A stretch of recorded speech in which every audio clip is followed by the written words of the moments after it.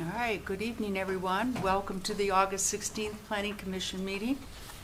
And could we, looking at my agenda, can we have call to order, please? Ann Mazak, Yes. Ray Curtin, Here. Lloyd Kernan, Here. Glenn Mitchell, Here. Derek Burton, Here. Mike McCanny, Kelly Fletcher. Here. Okay, all are present except Mike. I haven't heard whether he's not, I didn't hear. so he from just him. might be running a little bit late. All right, so next, do we not say the pledge? We do, but I don't know why it's not on there. Okay, shall we stand for the pledge to allegiance, please? I pledge allegiance to the flag of the United States of America and to the republic for which it stands, one nation, under God, indivisible, with liberty and justice for all. Okay, so you have the agenda before us, and I'm going to ask if there's any changes to the agenda. And if none being, I ask for a motion to approve the agenda as presented. Moved it. Accepted as presented. Agenda. All Support. right, I have a motion from Glenn, support from Lloyd. So, agenda stands as presented. All in favor? Aye. And none opposed. So next on the agenda is public comment, and the public comment is only for items that are on the agenda.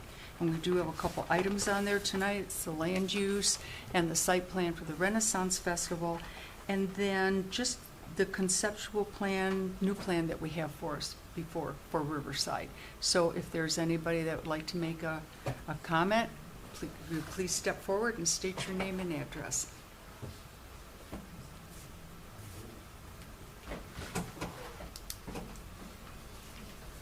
Denise Gillespie, 6359 Learning Road, Holly, Michigan. And I'm here about the Renaissance Festival. And I believe these are the current parcels they've been using all along, correct? Yes, that is correct. I just want to commend them for all the good work they have done all these years and really helped out Learning Road a lot. But we have just a little minor issue. I'm sure Kathy can help with that. Last year, when we were coming home from up north, it took us a half hour just to get from the freeway to Learning Road, to get on our road. And the policeman had to finally stop the traffic. One finally came, wasn't there, but there was finally. He stopped the traffic so we could get down our road. Mm-hmm. And as you know, Learning Road has one way out and one way in. Well, when we tried to go down that road, there was so much traffic down there all the way to the freeway. They even had people both in lanes. We had to wait for someone to pull over into even the proper lane. And I think what is happening is when it gets really backed up, the Google probably says, oh, you're going to have an alternate route. Just take Fagan to Laring. So I was wondering if it would be possible maybe to put on Fagan like some sawhorses, local traffic only, let Google know somehow that it's not an alternate route, and they were also coming from North Holly Road pretty fast down there to get out on the Dixie Highway. Well, And that's all I'm asking, if maybe something can be done about that. I thank you for your comments. I know that's been kind of an issue over the past few years, and it was quite a large issue last year. And I know the Groveland Township Supervisor and Groveland Township Planning Commission, along with Kathy Parker, they've worked quite diligently over this past spring and summer to try and rectify some of these issues. Mm-hmm. And they have quite a few conditions that they have to meet. They are aware of the traffic. They're looking at signage when the park is full, a study on how many people can park, allowing residents that live there some kind of signage or some way that they will be able to get into their homes. So there has been tremendous amount taken into consideration. So this year coming up is going to kind of be the litmus test for them, whether they're going to be able to comply with them, and hopefully that'll that was the worst I've eliminate ever some of seen. your issues. Because I've driven through there and I've been around there. You try to go through, and you have a lot of people, and it can be very And if frustrating. one of us residents that do live there ever had an emergency, we would die before an ambulance got to us. I think all that's been taken into consideration, Okay. but I think hopefully you're gonna see some good changes this year. Great, yeah, because she's always worked on everything before, so I didn't want Yeah. you to think I'm a habitual complainer, because I'm not. Thank you for your comments. Does anybody else like to make a presentation on anything on the agenda? Yes, Angela, yes. Just in time. Please step forward. Sorry, I'm late. Angela Corliss, 3086 Quick Road, and I'm talking about the Riverside North. I took the opportunity and looked at the 2040 new plan, so I will reference that unlike last time. So, in the objectives, it says preserve the existing up north character, promote creative residential green design, and develop patterns to better mitigate stresses on natural systems of the area, preserve wooded rural character of the community. When it starts talking about the development guidelines, it says that each site should accommodate the natural topography features and sight lines of the lot, ultimately settling the residents in a position that maximizes the natural, untamed beauty and functions of the environment.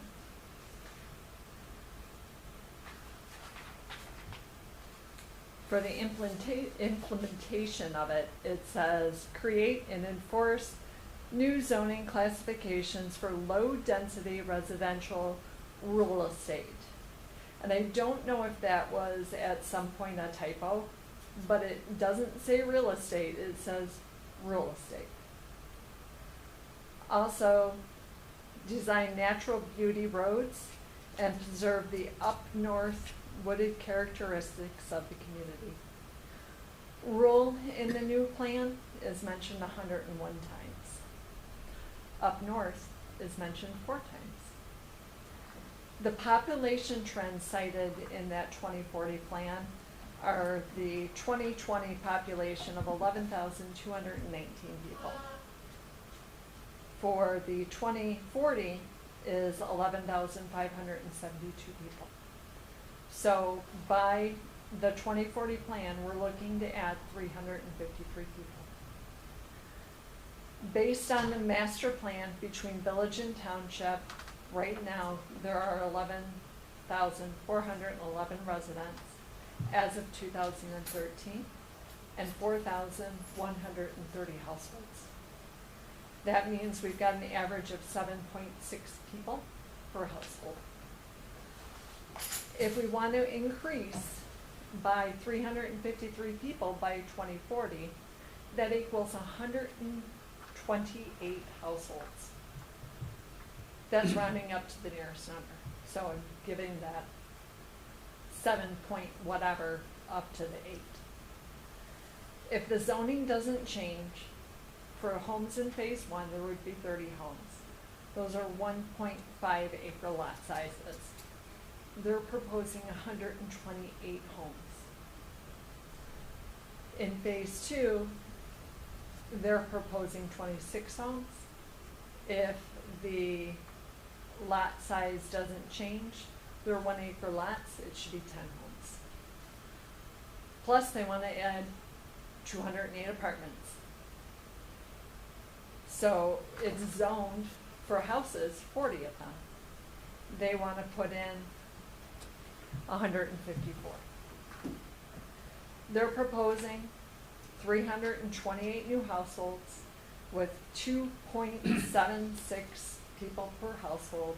That's 999 people. Let's just call it 1,000. Our population trend was 356. Even if we stick with current zoning, that's 684 new people. What happened to rural and up north? What happened to the 353 people? 2 final thoughts. Number 1, the intersection at Grange Hall and Fish Lake Road is number 2 for accidents in our area. The other one being I-75, of course, that's gonna be a little greater. And now we're going to add 1,000 people to that area. Second thought and final thought, at the last meeting, Mr. Epping stated that people aren't buying homes like they used to. Then why? Thank you. Thank you. Thank you for your comments. But I do want to just make one comment to you. The Yes. plan that you're referencing, we do have a new plan before us, Okay, which has reduced, the density level. It took out the large apartment buildings. We're looking at some other condo type. And again, tonight, we are only conceptually taking Right. a look at this, and we certainly can put this plan out there so you can take a look. okay, We are making no decisions here tonight. I understand. I understand your wording for rural. We do love the word rural, and we do want to keep an up-north feel. So Right. we are going to be looking very close at all of that. Thank you. Thank you. Do I have any other comments? Oh, you knew I was going to get up. Martin Andreski, 2105 Middle Ridge Drive here in Holly in the township. I live in Riverside North. I have 2 pages, but I'm going to condense it down to some of the important points that I'd like to make. I did a lot of research, and I have done a lot of research since the very beginning. I've dug up newspaper articles, a lot of information from where we go back to the early 2000s. And in December of 2008, the developer actually stated that everything here was going to be designed that would be community oriented and meant to serve the community. Well, if that means leaving unfinished projects around for others to bear the burden to correct it, pay for it, or simply live with it, then this is something that I have no interest in, and I can't imagine why the township sees a value in it. In 2008, Rick Stevens, from the township said, "We feel very fortunate to have a developer who is willing to stick with us and hopefully help our community." Well, that didn't work out so well, because when the going got tough, Silverman bailed out. So we could talk a lot about the other developer that hasn't done this or hasn't done that, but the still property that Silverman owns, which is at the corner of Sloan and Middle Ridge, there is still a pile of fill dirt that the builders have been allowed to sit there. So it's obviously been condoned by the developer, or the developer has done nothing to stop that. So that's an eyesore that we have to sit and look at. We can't mow around it. It's full of rocks, it's full of concrete, and it's full of other debris. And it's in plain view. Now, this is an area that is supposed to be a nice neighborhood. I look at it every day when I go out there. June 17th, the article that the developer put out in 2022, they said it'll be a lively, walkable community with a commitment to fostering that small town community fabric of Holly Township.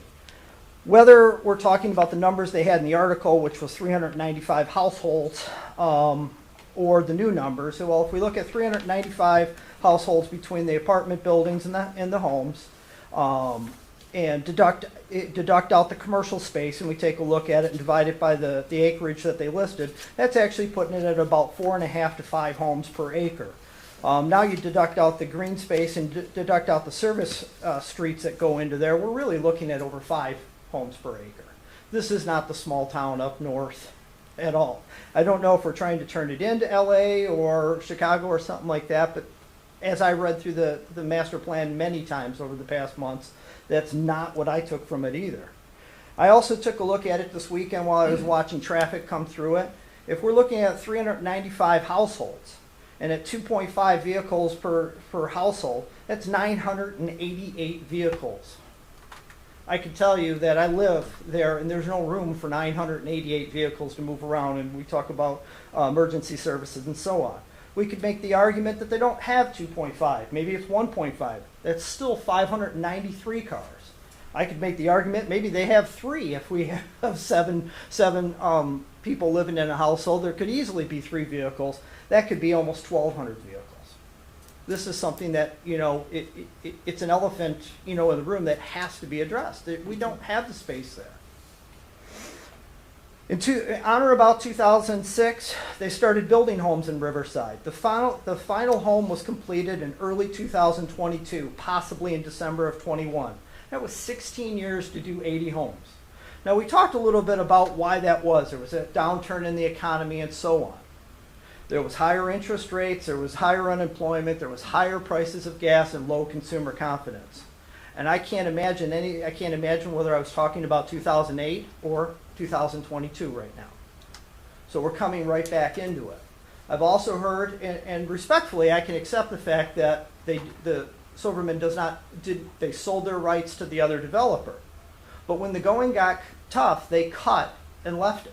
Now, they didn't sell the whole property. They didn't sell the whole development to say, okay, this didn't work, we'll go. They sold the burden, the one that was half finished and left for the township to look at and the residents to put up with. And now they're saying, let's go ahead and give us another try again. Well, how many tries do we go? One thing I found out about, and I did find out that it appears that their taxes are current. But on or about 2006, they stopped paying their taxes to the township. They stopped paying them for a period that it finally went delinquent, and Oakland County made the taxes for the township current. And then they mysteriously just started paying their taxes again in 2020. I would imagine that's about when the thought process was, let's get back in there and keep going in the development. Now, we talk about being stewards and being part of the community and part about weaving themselves in. Well, what about the responsibility? I was actually told at one point in time the reason that the taxes were owed is there was a death, in the family and this and that, and things got missed. I guess I can understand that. I ran my own business for about 15 years. My father developed cancer, who lived here in Holly, and died.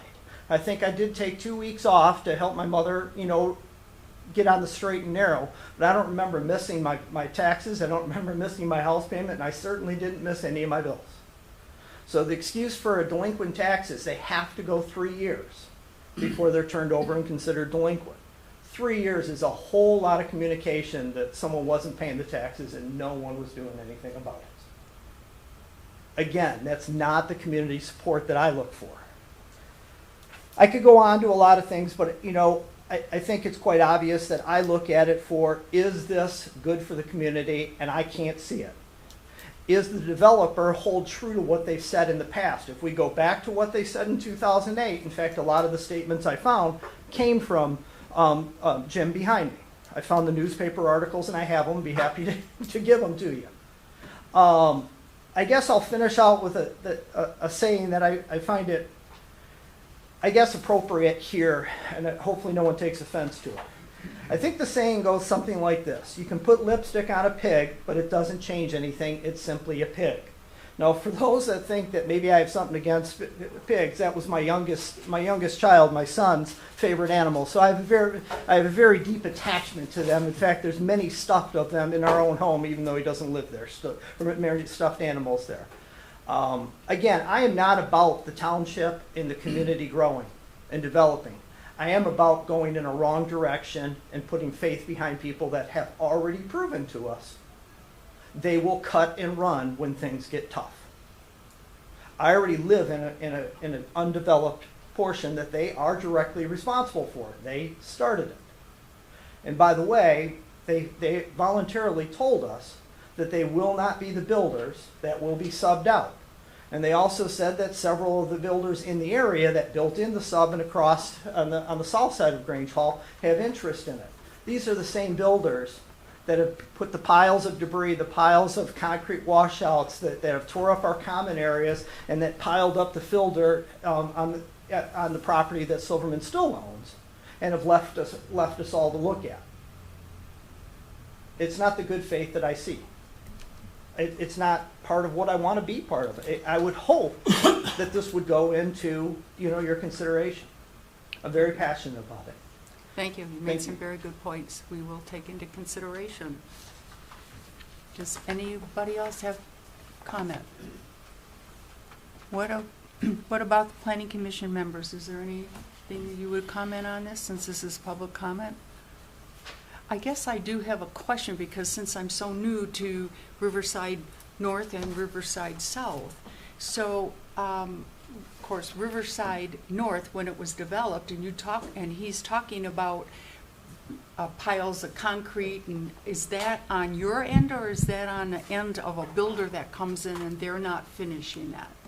Ms. Chairman, would you like me to make my full presentation, and respond now, No, or just should we? answer, if you could just answer that now, and we can come back. So what happened is, in about 2008, 2009, Silverman Development Company sold the development to another developer. That other developer has owned that project since that time, over 12 years. They, I believe, have sold the lots, which is very typical, the difference between a developer and a home builder. That developer, Silverman has not been involved with that project since 2009. That project, that developer then has sold the lots to a various number of home builders, and those homes have been built.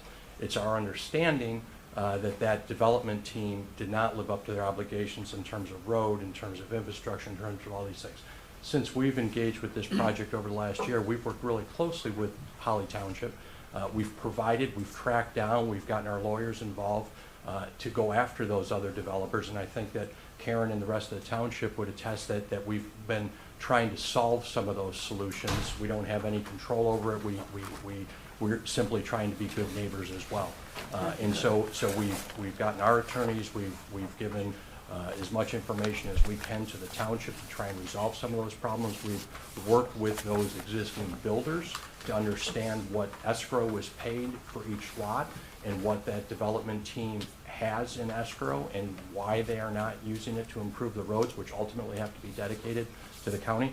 And so, you know, it's interesting when people say, I don't mean offensive. It is frankly offensive because, you know, Silverman Development Company has built an awful lot in Holly Township. We think very good development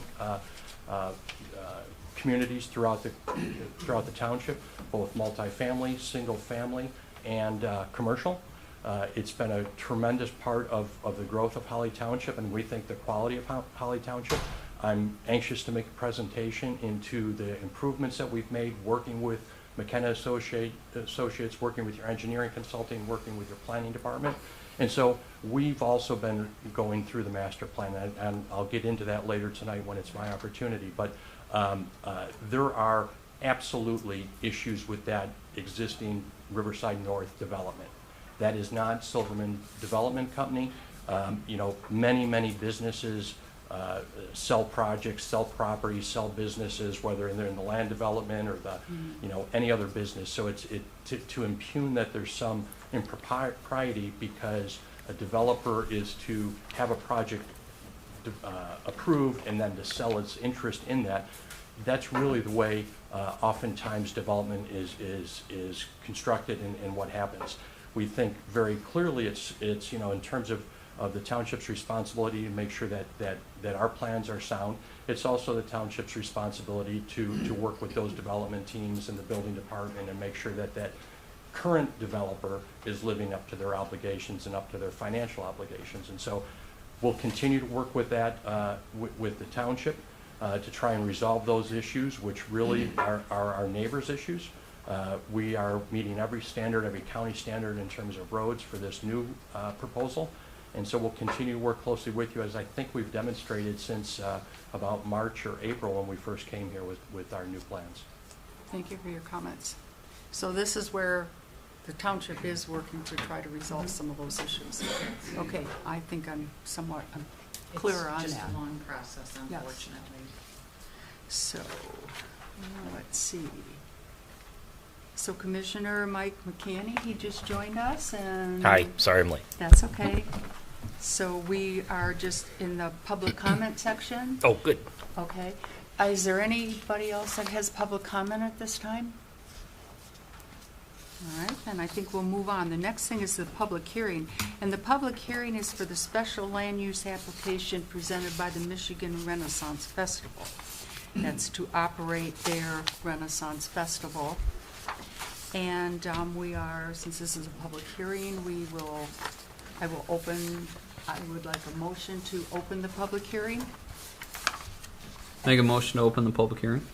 Okay, I have a motion by Derek Burke. I'll second that. Who's Glenn? Glenn Mitchell. Yep. All right, Glenn Mitchell. And all in favor? Aye. Aye. None opposed? So we open the public hearing at, I think that's wrong. Yep. No. It's a little bit behind. 6:52. All right. 55.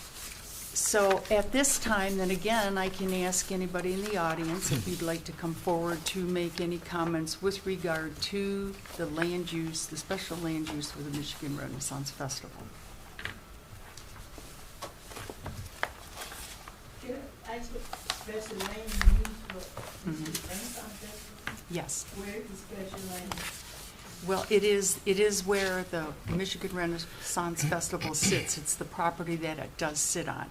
And because of the zoning for it, to allow them then to have the festival, it has to go through an application to be considered a special land use on that zoning. And that's the way it's been done for the last 20-some years. So it is the festival itself, that property. My name is Charles Gross, and I live at 6499. Come on, step right up. They're not going to come across the street, though. The 10 acres they own across the street, Yes. they're not going to come across there, are they? No. No, they're not. This is just what we're looking at tonight, and what we would be discussing is only the festival itself. And another thing, I live on Laren Road, like I say. And it's a lot of traffic that's going to the festival. Come right down Laren Road, you can't get out of your driveway house. And then when you get to Dixie Highway, you can't get out there because they think you're trying to get in line to go to the festival. And you're trying to go to church everywhere you're going. Yeah. If you're going north, you can't go that way. You're allowed to get run over. Now, I know they house the Oakland County Sheriff to patrol and direct the traffic. But the only traffic they direct is down there at the festival. And the people that live on Laren, Bedford, can't get out to the street. And the people that live on the next street down there can't get out because the traffic is all the way to Grange Hall Road and all the way back there to 75. And now they start using Laren Road. And they're not supposed to be using that. Thank you. Thank you. Do we have any other public comments for the special land use? Well, I think we have a motion to close the public hearing. Make a motion to close public hearing. I'll second that. Glenn Mitchell. We have Derek Burton and Glenn Mitchell. Do you have any other questions? All in favor? Aye. All in favor? Aye. Thank you. Public hearing is closed. So at this time, we can take a look at what the special land use is. And we do have comments from our planner. I know you have all received comments on that. You've received his comments. So can I turn this back to the board? I'm sure maybe you have questions. You have minutes. What? Oh, we have the minutes. Okay. Can we back up? We've all got a copy of the minutes from the July 5th. Does any board member have any amendments or changes?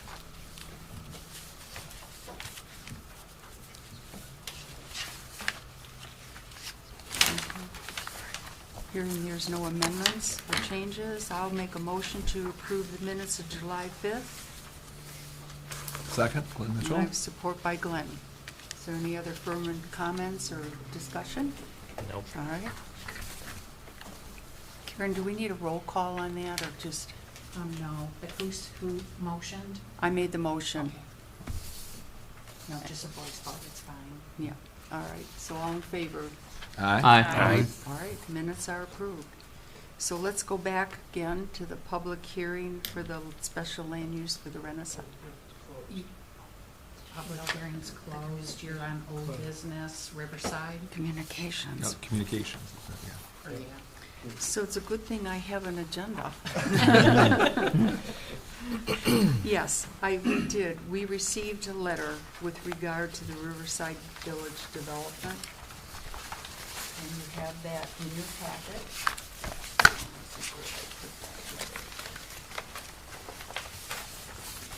And it's from a Thomas Harder. He lives on Hidden Ridge. Should I read the letter or just make note that it is in our packet? It's for, Yes, Just and for the comments were communication for the basically, record. again, where they were talking about the density level and traffic and concerns, again, with some of the things that we actually heard for public comment tonight. So if we can make note of that and file that. So where is 152 and 153? Are they gone? So 152 and 153, I believe, are. They were in the original plan? The lots are still there, but the numbers have changed because the unit count has changed. Oh, okay. Yeah, I couldn't find either. Yeah, They well, I kind of just- ended before it got to those. Yeah. So do we have a reference of which ones they were? If they changed to a different number? Maybe we can ask. 144, Which 144, lots is it? 145, maybe. Here, that's what I thought. I would They're guess, talking about that's what I that thought too, but I believe it's these two. Oh, those two, okay. And I believe the gentleman who lives in one of these two. I see. So And he was can't, talking about his backyard review being Oh, okay. constructed. Oh, I They understand. were hoping that they could move these two units. It's Okay. on the side of the houses at back. Which one? Yep, so that's exactly the two, 152 and 153. Where are they at? Which one is it? So it's these two units. Up here? He lives in these two houses. Correct. He lives here and he's complaining about So, these yes. two. Okay. So those are still in the plan. Pam, do you want to explain to the audience though? These are still on the Different plan, number. but They've got a different number, exactly. So it's, he Okay. lives here and he's complaining about these two units. Pam, I think you might want to explain to the audience though, because they don't know what we're talking They don't about have at the all. letter yet. They don't have the letter in front of them. Maybe we can, Or wait until the rest of the yes, time. we'll put one of these out there, we'll pass one of these around so everybody can take a look and see, and the gentleman was referring, he lives on Quick Road, to issues he has about those lots. His concerns. He's actually on Hidden Ridge. So he's in the other part, other development really, he backs up to it. Because he's lived there for quite a few years. So we will file. Which lot this does he live on? Which lot is his residence? Right here. One- So he's, 133? One of the unnumbered ones there that was already developed is what we're Yeah. talking about. Yeah, there's no numbers there. there's, yeah. Is that Hidden Ridge then? Yeah, he's at. I don't know, I think so. 2163 Hidden Ridge, which is that road. Right, okay. The top of our map that's Out the unlabeled, map, it's Yeah. not labeled, but. Yeah. between Rolling Hills and Sloan Road. Yeah, right. Two houses off the water tower. Yep.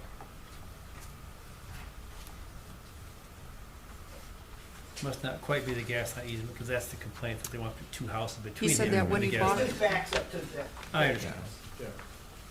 his concerns were somebody building behind him.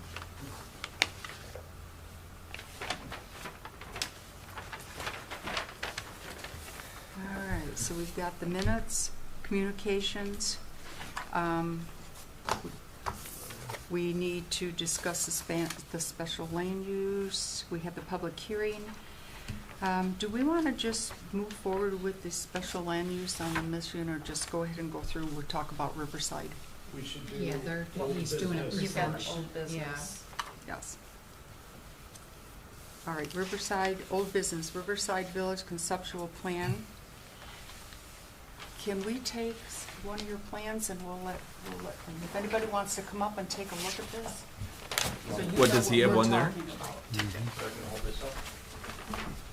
Ooh, his is in color. I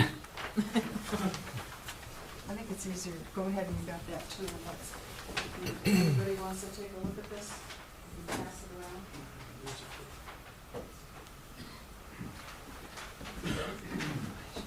Just use a chair, Jim. There you go.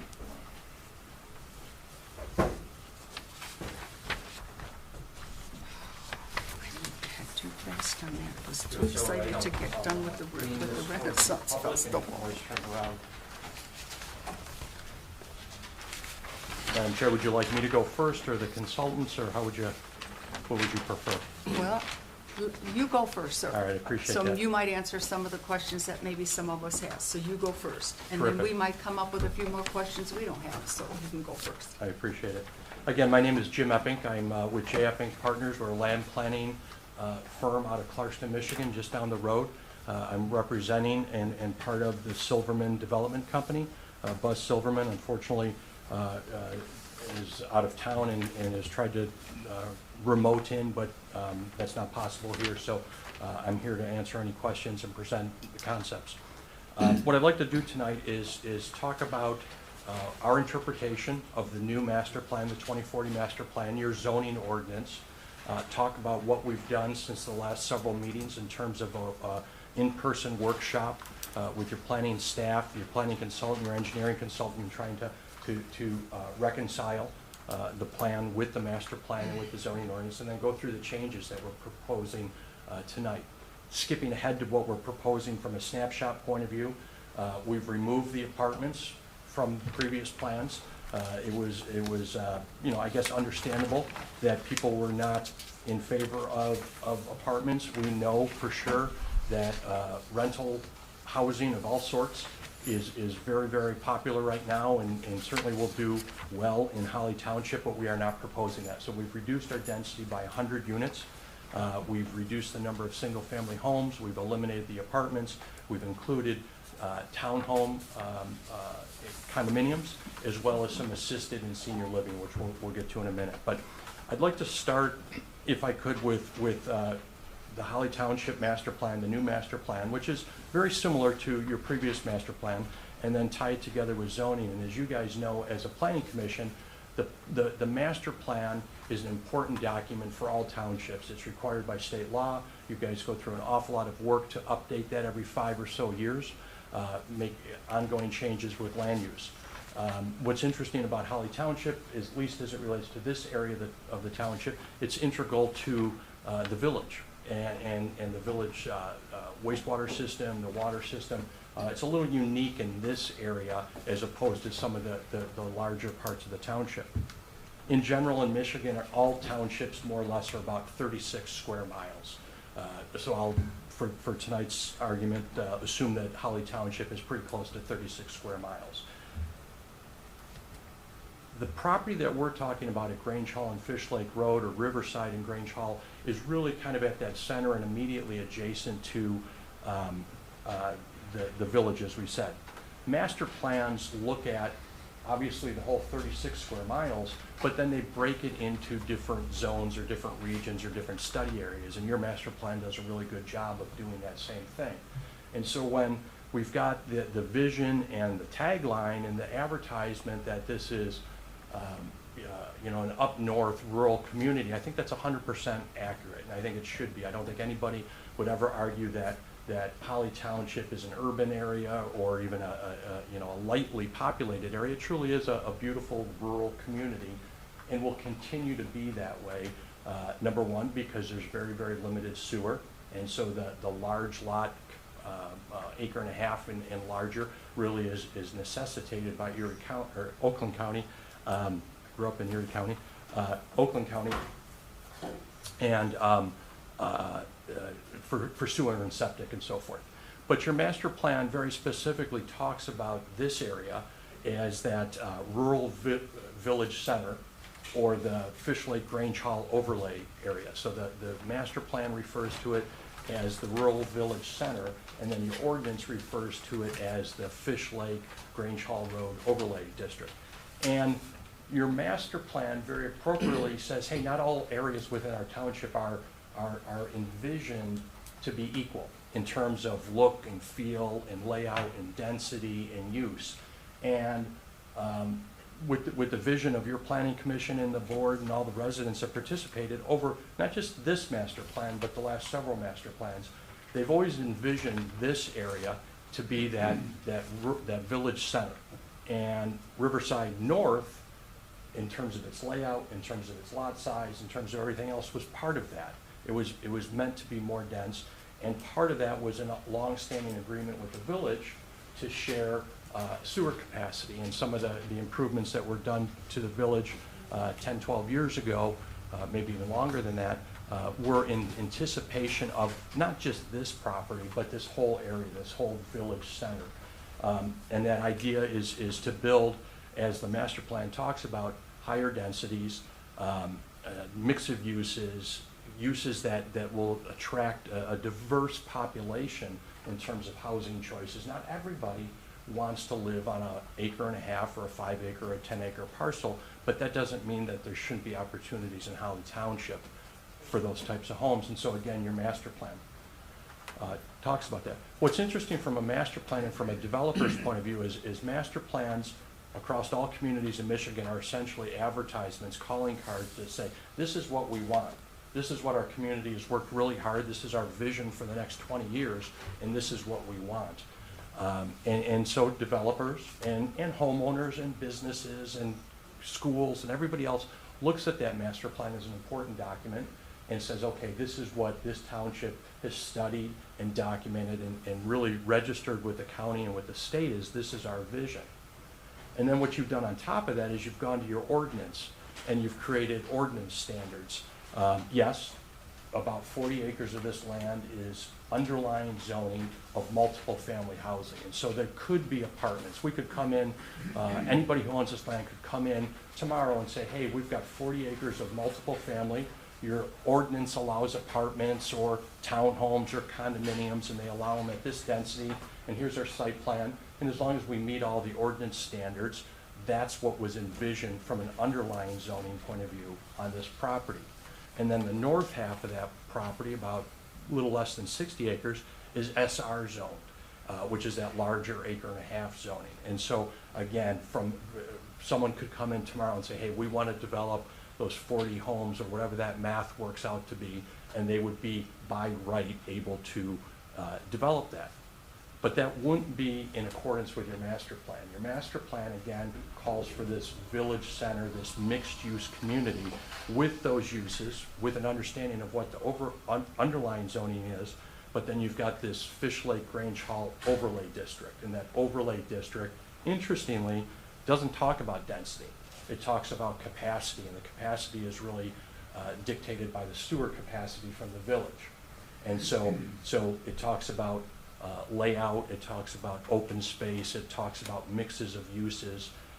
It dovetails very nicely with the master plan and the overlay district, and it talks about how do we accomplish this more diverse community within this general area, as opposed to those rural areas. And what's neat about townships is the ability to create village centers like this actually preserve that rural character, right? Because suburban sprawl by definition is saying, hey, let's take all these people and just spread them evenly across your 36 square miles.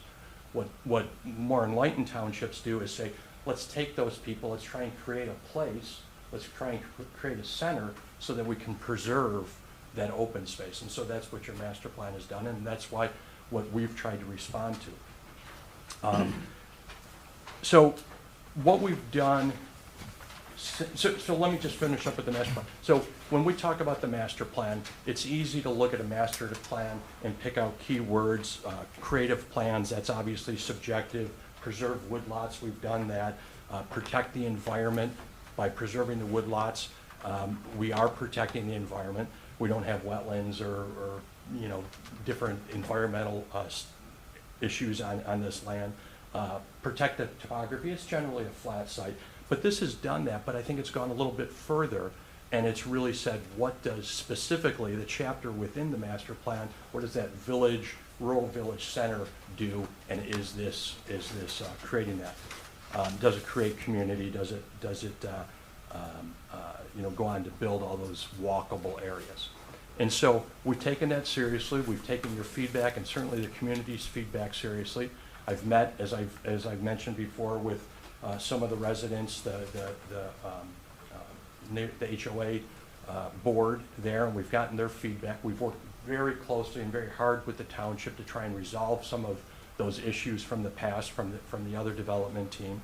And we're here tonight to, again, share our evolution of the plan and where we're at and why we think it's number one, it's a terrific fit for Holly Township. Number two, it's very marketable in terms of keeping residents in Holly Township and attracting new residents. 3 and 4, it's consistent with your master plan and it's consistent with your ordinance, and therefore it's really what we believe you as a community have advertised. Hey, this is the type of village center that we're working with. What our old plans weren't, perhaps, is they weren't interconnected enough. At least as I met with Jamie and John Jackson and the HRC guys, and with Karen and the different planners, and Buzz was a part of that meeting, Buzz Silverman. They said, okay, yeah, you've got the uses, but are you really creating a community? Is it really as mixed, or is it a series of pods or phases? And so we looked at it and we said, you know, there's probably some wisdom in that. And so what we've done is we've subtracted the apartments. We've added additional uses. We've added 108 townhomes. These would be townhomes that would be individually owned or occupied in terms of, you know, they're not stacked flats, they're not center apartments, they're truly townhomes. We've added, because we've gotten tremendous interest since our last meeting, with assisted living, for assisted elderly living, and nursing care. And so we've added 2 components. I guess I'll point here, down backing up towards Grange Hall Road, of these uses, which again go towards the master plan of trying to create a diverse cross-section of living opportunities within the community. We've reduced the density by 100 units. What we've done, working with the fire department, is continually, from our very first plan, we said, boy, how am I going to get a fire truck around there? We continue to open up the road system, create a network of roads that not only are easy to transverse, but they diversify the traffic. They also all have sidewalks and trails, and so the walking population becomes much more community-oriented. We've added individual parks within each neighborhood. Last time I used the term neighborhood within a neighborhood. And so we've added individual parks, open space preservation of trees, and buffers along Fish Lake Road. And then we've taken the single family and the townhomes and the assisted living facilities, and we've really blended those together so that now we still have clusters, because generally speaking, single-family homes like to live across the street from single-family homes, and townhomes like to live across the street from townhomes, but they shouldn't be segregated, they shouldn't be separated. And so we've taken those townhomes and we've kind of wrapped them around the edge. We've wrapped the single-family up into closer to the commercial, and made it all very, very walkable. And so tonight, again, as you mentioned, Ms. Chair, we're not asking for any action, but we are here to continue to work with you to work towards a formal submission and begin your process for site plan review, and ultimately would be our hope site plan approval. You know, as much negative comments as we heard tonight about Silverman Development Company, it's interesting because I think if we went back to the 08, 07, 09 period, you know, essentially every developer gave the property back to the bank, walked away, left home, left things. This Riverside North was sold before that time, and that developer, you know, I guess to their credit, finished the project. There's 80 beautiful homes and 80 terrific families that live there, but it's unfinished, and we're working towards that. What's great about Silverman Development Company in Holly Township, in the townships throughout Michigan, is they didn't walk away. They didn't sell this property. I can't speak to the tax issues. I'm going to look into that, but the taxes are paid. Everything is in good standing, and we're here to do the right thing to help work with your master plan. So our density, we calculated according to the ordinance, our density is less than 3 units per acre. I can't imagine a neighborhood in which the average household has 7 people. There's not going to be 7 people in each of these homes. And so some of these numbers I think were a little inflated, but what we are proposing is 113 homes in phase 1, 26 homes in phase 2, which is really kind of the finishing off of Riverside North, and then 108 townhomes along with the assisted living and the nursing care. And so we know it's going to be a terrific project.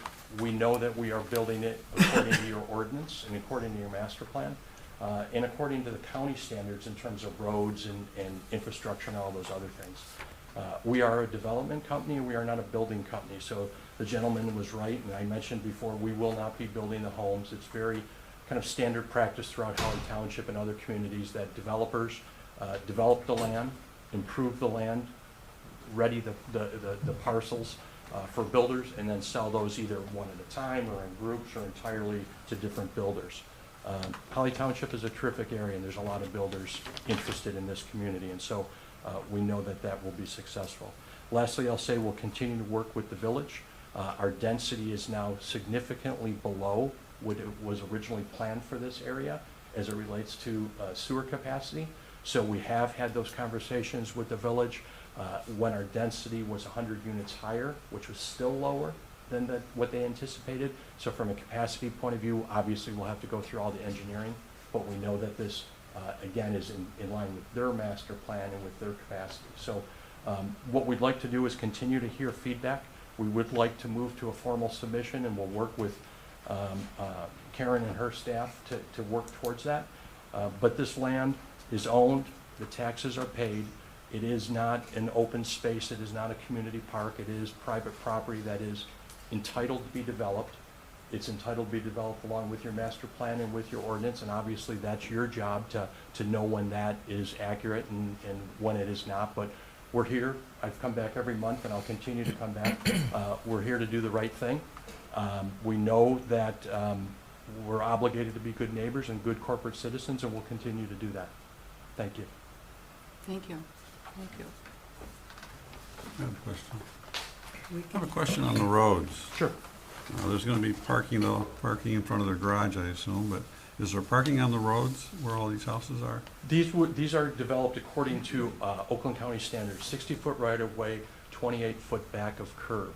Generally speaking, it's always up to fire and safety as well as county standards, but we would anticipate on a county road this wide that there'd typically be parking on one side. One side. But again, that's up to the county and up to the local fire and safety department. You talked about the wooded lots as well. This area where the nursing facility and the assisted living is, that's pretty much wooded right today, isn't it? That's wooded. Really, what we've, if we look at your within, again, your master plan, it has kind of a tree preservation plan throughout the whole township, and it really seems to accentuate the importance of saving this linear north-south hedgerow, because I think if you look to the north and to the south, it kind of creates a migration pattern, and so those are the woods, several acres of woods that are anticipated to be saved in this plan. Mm-hmm. We have a new tree ordinance that we adopted a few years ago. You are looking at that, or you will be looking at that? We absolutely will look at that and have looked at it, but as we get into the formal submissions, we'll meet all those requirements. Okay, thank you. Who are the people that you're polling for this kind of information? Where are they from? Polling in terms of what? You state that you've been asking and getting feedback from people stating this is what they want. Who are you asking in regards to all this information? Well, when I don't know that if I did, we're not. So, from a building point of view, we work very closely with local realtors, with national builders, with regional builders. We look at your master plan that talks about growth. We have not gone and gone door to door at Holly Township, but we know from a moving point of view, from a migration, northern Oakland County here is an attractive area. It's got terrific access both to Ann Arbor and 23 as well as 75 north and south. So it is a growing area, and I think it'll continue to grow.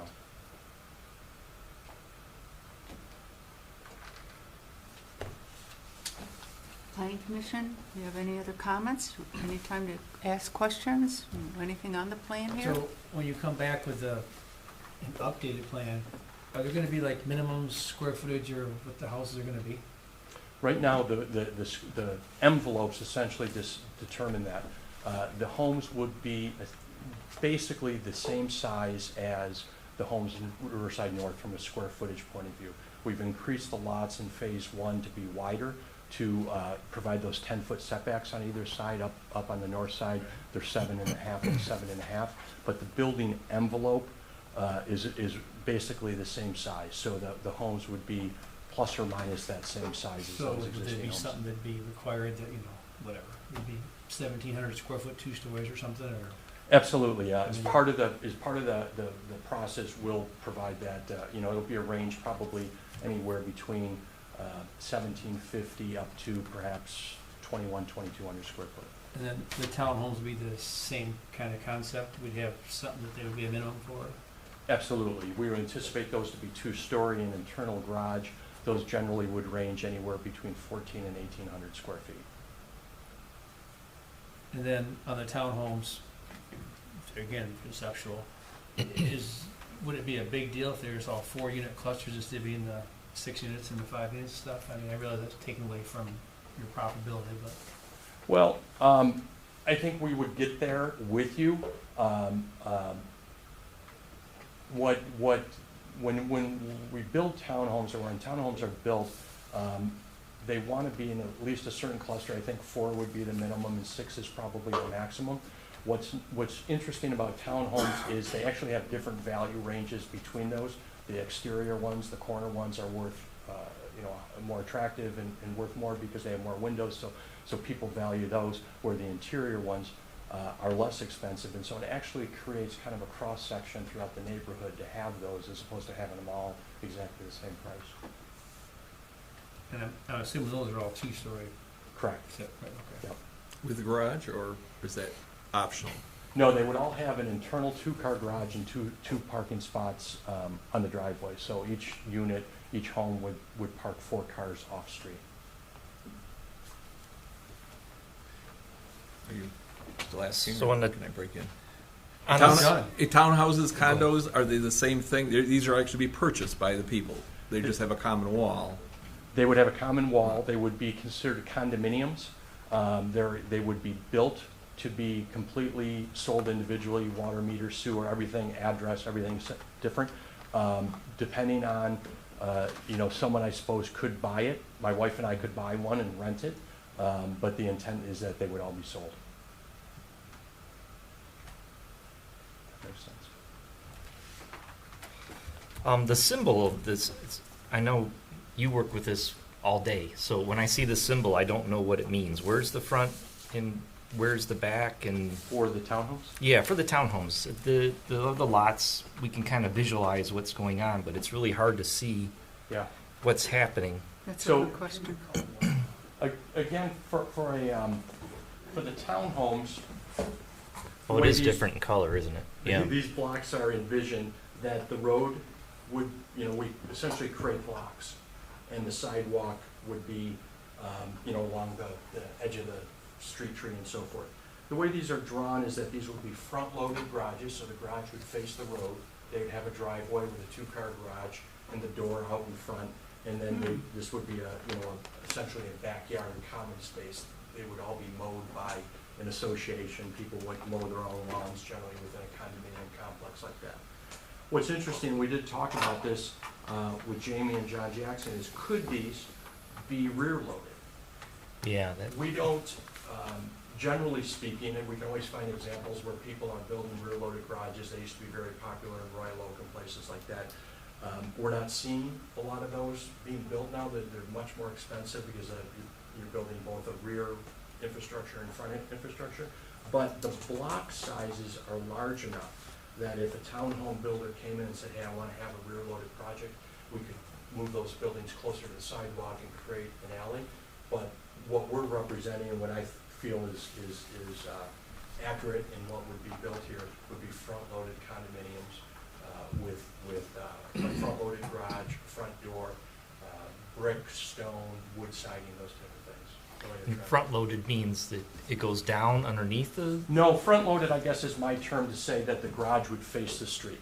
So I would drive into the front of the house has the garage. Wouldn't necessarily be subterranean at all, just a standard garage.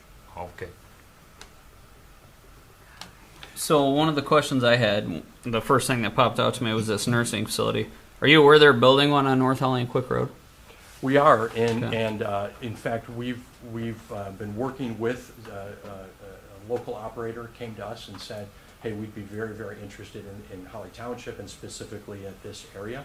And so we're continuing to pursue that, and we're showing that use now. We think it's, you know, what's interesting about those, number one, these are not large facilities. I don't have an accurate count yet to say this is how many residents would live in there.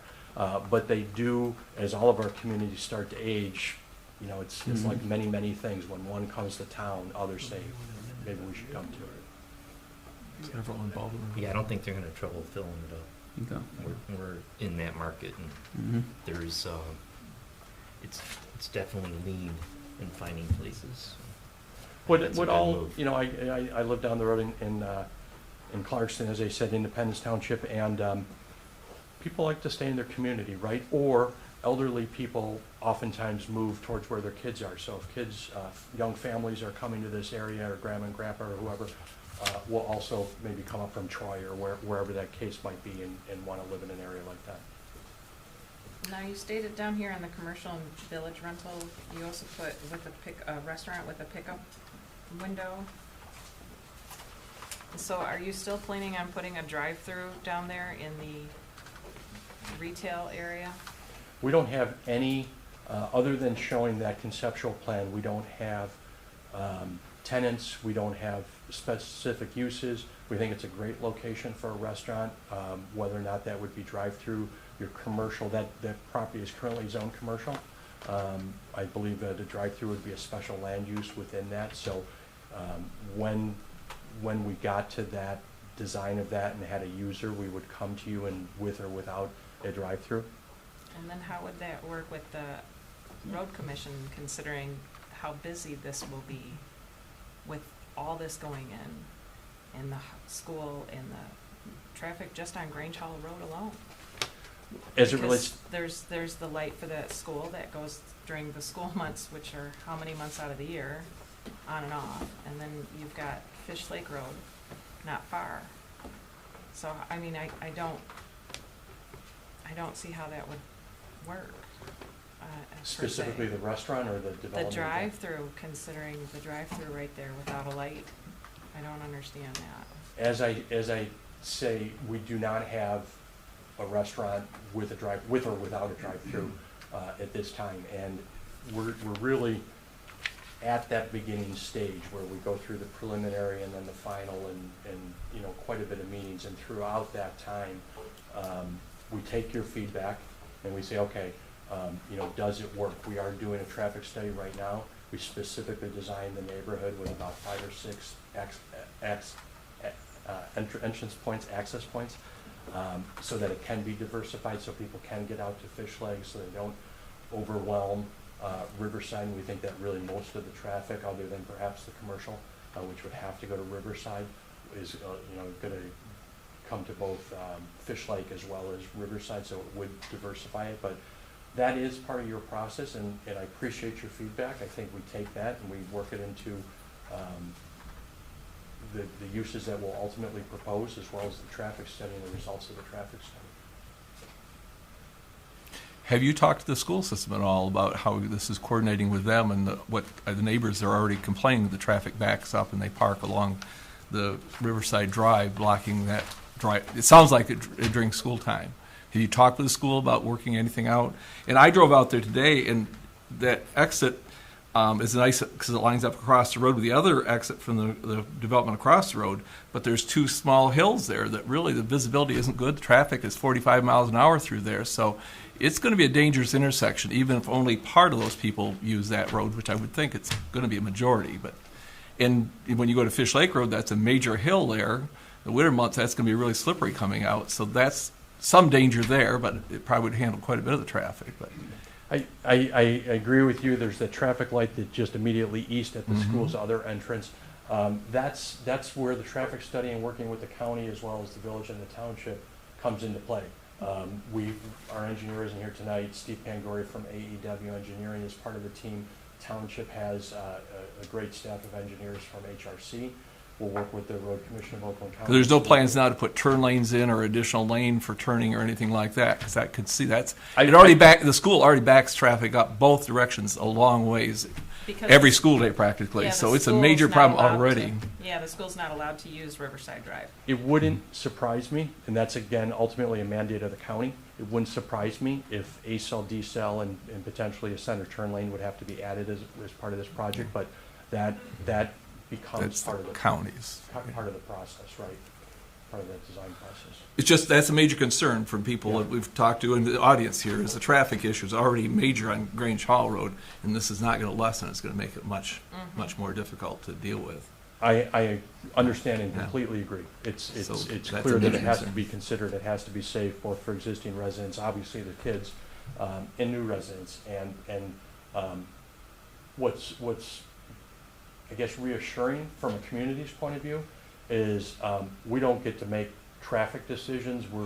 They're mandated to us by the county as a result of our studies and their studies. And so, as I said, it probably wouldn't be at all surprising that certainly A-cell, D-cell, probably a center turn lane would be incorporated.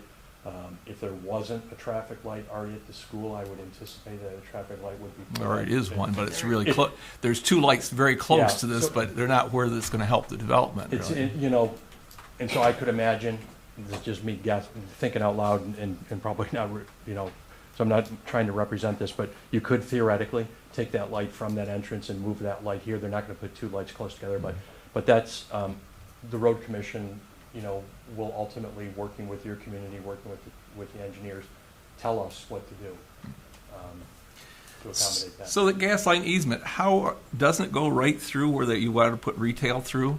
It kind of stops where, you know, you have, and all of a sudden it just ends like it doesn't exist, and yet it goes across the road there. Doesn't it go right through where you want to put the retail development? I'm just questioning how you can do that over the gas line. Yeah, no, it's, they should be on your plans. They're real faint lines. It's actually a perfectly straight line, and it keeps going like this. And then here, our property is actually up here on the school property too, and so that gas line goes right across here, and Riverside Drive, where it meets Grange Hall, is at the south, Okay. the west side I thought it was actually, of that. So because where it goes across Grange Hall Road, and the service right. And station actually is a little bit underneath to the Riverside is west, like- so I was just surprised it didn't go right through the commercial zone. So, okay. Yeah, it's actually up here, and then these trees are below it. And while you have that up there, just saying, it may not make any difference, but like when you get to lot 30, 31, 32 there, is the property that the owner is going to have is exactly what's drawn there? They're not going to own to what would be your property line? Who actually maintains or deals with that little triangle that's left in the corner? Is that just common areas? Is it who's going to maintain it? Who's going to cut the grass or maintain what's there, I guess is the question. Well, what's here now is largely woods. Yep. And the idea would be that buffer and those woods would stay. As it's drawn right now, this would be HOA common area, but the goal would be to maintain those woods. What we find is if we draw the lot lines right to that, then one guy might say, hey, I'm going to clear right up to my property line and put a fence because that's what I like, and the next neighbor may say, boy, I really like those trees. If we privatize those trees, we kind of lose control of them. If we keep them in this community open space, then no one has the right to go and take them down. And so generally speaking, where we have those wooded buffers, both here, all along Fish Lake, we've got about a 70-foot common area, not privatized area, so that with the hope that those buffers would stay as opposed to get taken down in a fence or something. That also gives access to those people's property, basic with a common area, though, a little bit. But anyway, I just wondered so that is the property they will actually own, is just what's shown there. They won't own That's right. anything into that other area. So what's in the blank areas, like on this Fish Lake Road side underneath the Pocket Park, and then the... There's 3 parcels and then 3 along Quick Road as well. These 2 here, here. Let me flip around for you guys. So there's these existing parcels that are along Quick and along Fish Lake. Those are existing homes, existing residents with a beautiful farm on this one. Those are different owners and different property owners. Okay. We've tried to be respectful to them in terms of setbacks, meeting the ordinance with setbacks and everything. But they really are standalone parcels. Okay. Did want to mention on your sheet here, it was deceptive to me because it says nursery care facility, which is a little different than a nursery. It is. So anyway, I just thought you were dealing with a different age group, it looked like there than, The little one. I think I figured it out. And as a though, from the- landscape architect, I'm thinking tree nursery. No, it's nursing, I'm sorry. And I probably just want to kind of overall view, because it does look to our residents of our area in that, and several have come and talked, is that your company basically abandoned us for several years, left it pretty much to grow up for weeds or whatever, and we felt, as many of us feel, and what you're going to be fighting a little bit here is a little bit that we were stuck with paying some water fees and stuff for the village, that they were anticipating more development and paid for that, and so I think there's just a little that you're going to be dealing with. I want to realize that in our township, this is probably the place we should develop heavier if we're going to develop anything, because we would like to preserve other lands that are probably not as developable in particular as this. So you are in the right spot for that or whatever, but there is a little concern about, you're already dealing with the other part of your development there that really isn't quite completed, and just the fact that we kind of felt abandoned by Silverman for several years there. And if you deal with anybody in the village or village businesses, we pay a lot for water and sewer, and a lot of it has to do with what was promised to us and didn't happen. Also mentioned, without knowing who was actually going to build the properties, I have a little hesitation because Pulte came in before, built, but I could be wrong in this, but they really didn't use local people to build. They didn't use local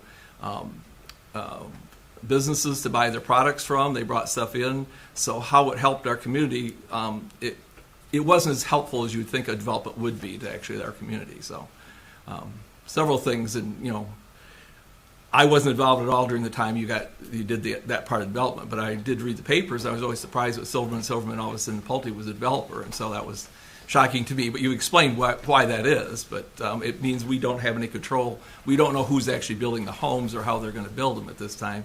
We just have the lot size and kind of some guidance of what you're going to tell them. So some hesitation there too. I get it, and I appreciate those comments. I don't think you're wrong. For the way I understand it, and Jamie can explain it better than I can, but your ordinance and ultimately the stack of site plans that will be considered become a contract. And although we may not say this is the home that will be built because we'll have builders, there will be square footages, there will be maximums and minimums, there will be maximum and minimum bedrooms, there'll be garages and all those descriptors that become part of the approved plans, and therefore the leverage that the municipality has in terms of its building department and its regulations and its certificate of occupancy say, no, that's not what was agreed to, even if you're not Silverman Development Company, if you're XYZ builder. So there is a checks and balance, and I think ultimately the township holds those cards and has that enforcement authority. I'll go back to, because I think it's worth saying, if we go back to the economic downturn that put just about every builder and developer out of business other than Silverman, people who run generally don't come back. I think, although I get the sentiment and certainly the emotion and the reality of it, Buzz Silverman is I've had the pleasure of working with him for about the last 5 years and on a number of different projects.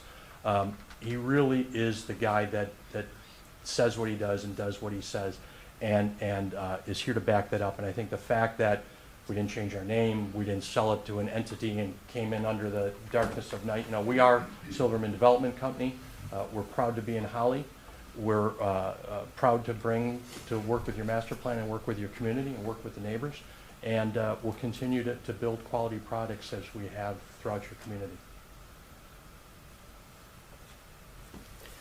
Well, I want to thank you, and I appreciate the work that's going into making the changes. This is actually a dramatic change to what we saw last time. And I'd like to help you, or hope that you keep working with our planners and our designers to keep molding this into something that could we possibly work with. I appreciate that. Our goal, again, will be to work with the planners and with Karen and the team to formalize it, to continue to refine it, to come back in with formal submissions so that we can begin to start to work through your process, which is a lengthy process. Obviously, the Planning Commission, I think the community knows it's a long process, and you know, we'll be committed to. Well, this is working one of the with you. biggest projects that's happened in the past 20 years, so we need to handle it very carefully and make sure it's workable for all the communities, right? I agree. How hard is it for with your software suite and package to get some type of like rendering of the fronts, how close they look as if you're looking down the road? Kind of like our master plan, we kind of have like, you know, like an overhead view or like a drone view of what's going on. Is that super hard, or because it's It's not super hard, it's super expensive, but we can do it. okay. You know, what Well- we wanted to do is get to this point, or get to a point where it's starting to set in. And I joke about the money. I mean, Well, we don't want you to spend tons of money on it. I'm just trying to see Well- if it's simple enough. We would, because we don't know what the front of a townhouse looks like with the garage in the front, what garage in the back, or what it's going to look like next to a house. Yeah. Just We'd asked to- before about comparable properties that you've developed, and that was, Well, it's we'll- where we could look at. Oh, okay. Is Maybe one we of can the get some things that I don't know pictures or if I something. can't remember We'll we bring got. both. As we move into this, we'll start with comparable projects and properties, and then ultimately get into some of those artistic Okay. perspectives. I didn't mean to interrupt you, but I know we talked about it. I thought that was the thing to do, is look to see what they have done other places that Okay. was comparable. Because again, we won't know what these are going to look like because they don't know what they're No, going it's to look very like hard either. to wrap your head around what's going on here, and Yeah, it so is. We've got I think there's some things that we can do to harmonize. And you kind of alluded to the The fact way we it lose looks. control at some point. Once we approve these plans, it's out of our hands completely. So we have nothing more. It's the township enforcement, just to make sure they follow the Well, specific things we can approve. follow, I mean, at that point, for Yeah. what we want in building and stuff, we Mhm. do have design Yeah, standards. but that once we can approve it, follow. we're done. But Yeah, after that, if the builder comes in and does something somewhat different, as long as it meets the sizes, that we have no control over that. So this is the time we do have some control, so. yes. As the chairwoman points out, there likely would be not only size restrictions, but architectural materials, look and feel, those types. So there is some, Yeah, yeah. you guys will have certainly the opportunity to set those standards. You're familiar with Mill Point, right? Mill Point Development, which is right next to this property, right? Yes. How, is this gonna look similar to that, or is this gonna be totally different? I guess similar from a Street view. architectural point of view. Street view. Let me go back up there and before I say yes, but it's going to look very much like the single-family homes will look more spread out, slightly more spread out than the adjacent, the Riverside North, where some of the residents are from. It's a little flatter here. Some of those driveways are more elevated, and this Right. area is a little bit lower, so it's more flat. There will be, I don't know the width of those streets, but again, these are 60-foot county standard right-of-ways, so it'll feel a little more open along the street. And then what's different that'll be here is that walkability to the townhomes and to the assisted living and even into the retail area, because there's going to be sidewalks and paths throughout. Okay. Well, I drove it last month after our meeting, and it was not comfortable. It was very tight. Not what I expected at all after. It's been 20 years since I've been in there. So a lot of trees have grown up and things have changed, but it just felt, I mean, the cars were parked all over the place. It just did not feel comfortable. And the 10-foot per lot side is like a minimum, because when I drove through there, there's air conditioning units, there's things that are in between, and like that's to me a minimum. When you first came with 6 foot, that was really unbelievable to me. That Not speaking for the fire department, but they've mentioned, and we agree completely, to have those deed restrictions, HOA restrictions, that anything like that, egress windows, air conditioners, sheds, everything has to be in the rear yard as opposed to the side yard, so there's full access through. And they did increase the distance, Yeah. 10 feet, I think they to did. 10 the feet distance. each, yeah. And they will review whatever we have. Would it be appropriate for the commission to visit the We- site? Well, As a we could group? do that, if I could add to that. Supervisor George Cullis and I did a little road trip one day, and we went to Canton, and we saw the development that you did. It's about 20, 25 years now. A beautiful area. Of course, when you look at a development that's had some time, you know, for the trees to grow and the parks to fill in. And what we really liked about it, which you have brought somewhat here, is it wasn't just row house, row house, row house. You know, we drove through and you might have had some smaller homes, you get a little bit larger, then all of a sudden we were really quite surprised. We went, wow, that's an apartment building, because they were 2-story, not 3-story. And their design, there were different designs, different, you know, it wasn't all just 1 or 2 beige homes and 1 or 2 gray homes. There was, you know, it was quite eclectic. It was beautiful. The trees had grown in, the parks. We were very surprised about that. We loved the areas where, you know, you had the alleyways and the garages were in the back. Was I that don't know. Cherry Hill Village, or was that Cherry Hill Village? Cherry Hill Village. Oh, yeah. And I mean, I know that was beautiful. We both loved it. I don't know if something like that could be in here, but I do understand you're looking at dimensions. You're looking at, of course, like the fire department says, you do something like that, you got to be able to get your equipment in and your trucks in, and how is it going to work? Right. But one of the things that we did like is the fact that some of these homes and buildings, that they had a larger area, that if they wanted to put a small unit or shed in back, or a place for them to put things. And I think that's really important for the homes. But Cherry Hill, we actually thought about taking a ride and letting, you know, having supervisor pick, you know, set up a day and a time. And I understand there's another development over by Eddie, as you said, Eddie Lake Road. We're to go look at that, yeah. And I mentioned that to him, that, and go take a look. take Howard Street off of Grange Hall, and part of that development is in Holly Township, and it has different style houses and a mixture like you've been talking about. So maybe we could do that with Karen and George. I mean, we were very impressed, because, you know, it was an area where in your master plan to allow something, but we do want to get it right as far as how much density and what we have. I think Cherry Hill, in fact, we're working on some updates to the Cherry Hill parks right now with Canton.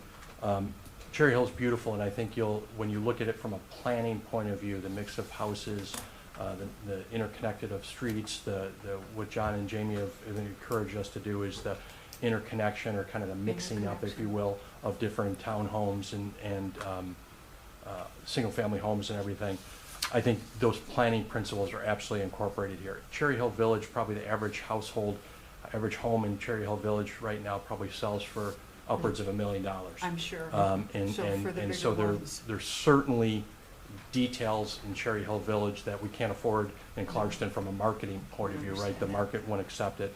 And so from a planning point of view, absolutely, I think you'll see very, very similar type planning principles, interconnected streets, mixes of units, setbacks between homes.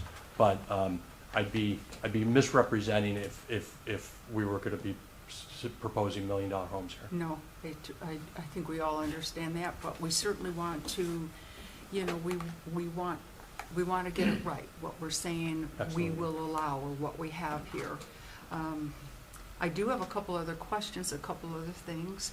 I know, you know, Kelly, you talk about the drive up in here, but actually, I mean, you just have retail, but it really could be, another type of retail that goes in there. It doesn't have to be a drive-in. Well, it could be a bank. My question is, the last time the other gentleman said that he was going to remove that, and I still see it on there. And you see so it, because I do agree. I'm very concerned about the traffic in that area. I do agree. I don't think any type of a drive-through. Yeah, I don't think people will want to go through, having them go through their subdivision to leave. I agree. And then you did mention about the size of the lot, so I'm assuming with setbacks like this residential that's up here at the top, of course, they will not be larger homes. They're going to have to fit the envelope, because you don't want a large home on a smaller lot, because you do have, you know, footage difference between this section up here and this down here and here. That's right. Those 26 homes up in the northeast, other than a few of them that just mathematically are larger, you'll see some of those up in this area here, just based on the distance, 133 through 145.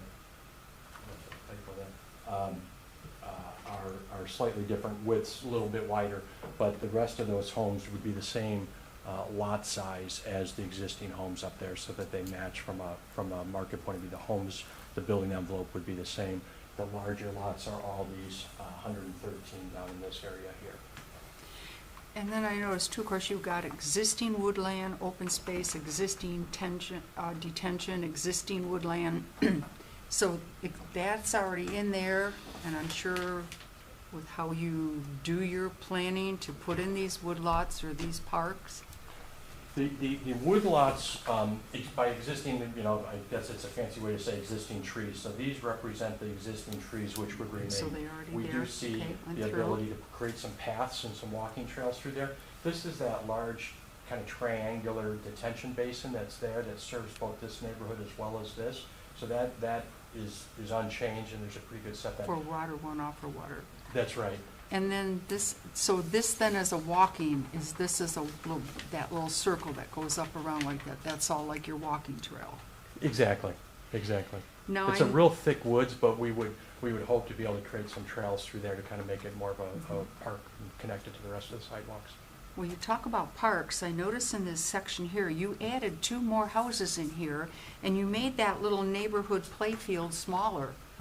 I would like you to take out some of those houses and make that park bigger and put the park in the center in here, so it's more accessible to all the homes. You snuck the 2 houses in. Well, number one, thank you for looking at the plan so closely. Well, you are right. What we did is I tried to offset. I added 2 homes, and that did become smaller. The reason I did that is when we added the townhomes here, I wanted the offset of this road to be a little greater. And you probably, yes, but Yeah. I think it would, to reposition that, I think it would be nicer to have, and, to make that, allow that a little bit nicer in there. I mean, you're talking about homes with families, and, I mean, who knows, down the road somewhere, maybe one of these retail or one of these areas in here could actually be a daycare center. True. Let's see, so you have exits here, so some of the residents will be able to exit out onto Fish Lake Road. And then, of course, you have Quick Road. Right. Which, That's already an existing road though, right? The Quick Road, or is that a new? No, that's a new road. There's not Oh, a okay. up there now. The other one's from Mill Point, that's just a little further north? I believe Or, that's I mean, true, yes. Further east. East, yeah.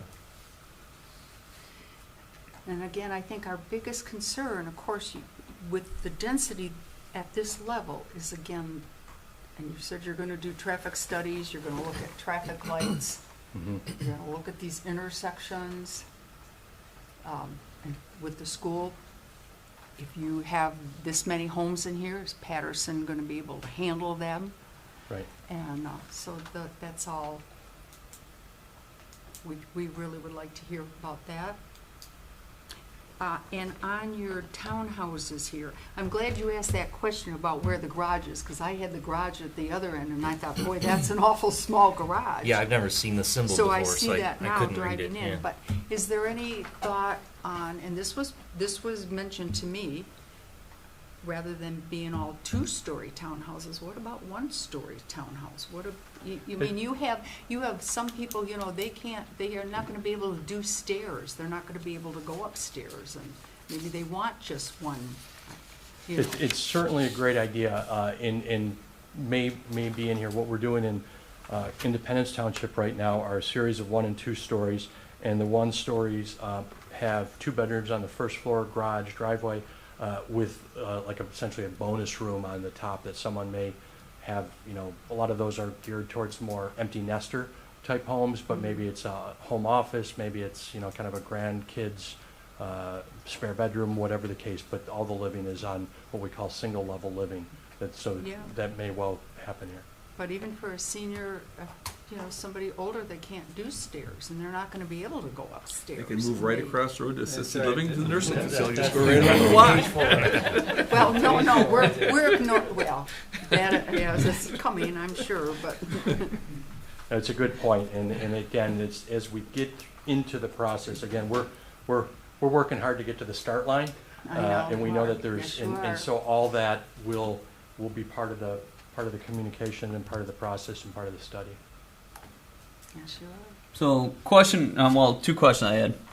Looking at some of these existing, places that people own the property already. So you have all these this guy here, obviously he doesn't own the land, so that's your right, but he's surrounded, okay? These townhomes here, is that going to be opened up? Because that's a pretty brushy area. I drive down this road every day.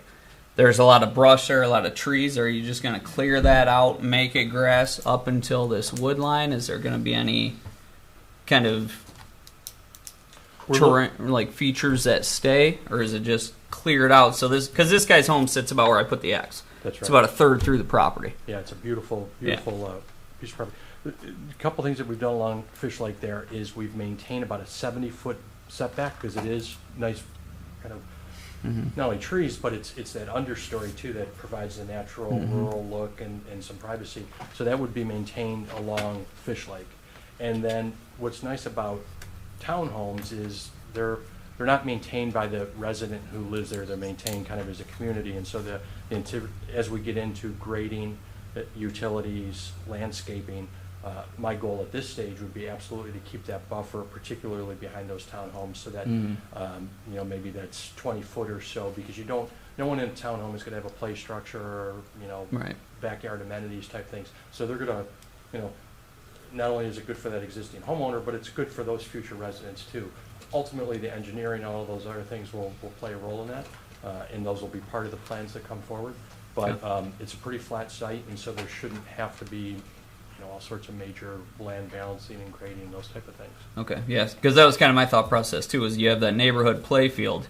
If you can leave that as much natural terrain on both sides as possible, so at least, I get that these lots have to go right to the property line, but if you can leave a little bit of that, then also looking at these over here, is there any way that entrance in, that would be the closest to Grange Hall Road here, could be moved any closer to that, just to try to give that homeowner a little additional space? We tried to provide enough to put a really nice row of like pine trees down that northern side. What we do know from our engineering that AEW's already studied is we've got the large triangular existing detention, and then the two northeast and northwest are really where the land is grading and where that detention needs to be. So you'll notice from studying this plan to the last plan is that particularly on that northwest, I made that detention smaller. We know that there's going to have to be some type of detention basin there, and so I'm trying to preserve it. But as we can shift that road over as much as we can once we know exactly what that engineering has to be. Yeah, because I think that'd be a benefit too. And then moving on to this quick road property, you have all the property lines that end. If it could be possible to leave anything that's there as a potential just additional gap as well, because you have the property lines in there and there's a little smidgen right behind it. If that can just stay what it is. Absolutely, and that's why we did it, because those trees keep going north, and so those, at least that row of trees. And our goal is not to clear every lot line to lot line. Trees, people love trees, right? And so if we can keep lots, but again, typically when home sites get engineered, the storm sewer goes in back with detention. So where we have opportunities like that, and we can leave 20 foot of common area open space and maintain some trees. It's good for the trees, but it's also good for the future residents. So I didn't think about, you actually have 3 exits onto Fish Lake Road? That's right. Is that really the best use of, I thought a lot of times you wanted one good exit, one safe exit instead of multiple ones, because that does create more traffic issues when you have multiple exits that close together is what I guess I'd say. Well, again, if I go back to the master plan, which kind of envisions the same planning principles as downtown Holly, for example, or other villages, that village center, it's mostly about What's different about suburban development now as opposed to what your master plan calls for this village, is suburban development tends to funnel everybody to one point, like Riverside Drive, and then we've got a traffic problem. What traditional planning does is it diversifies and it creates what I call a porous neighborhood, where people have options.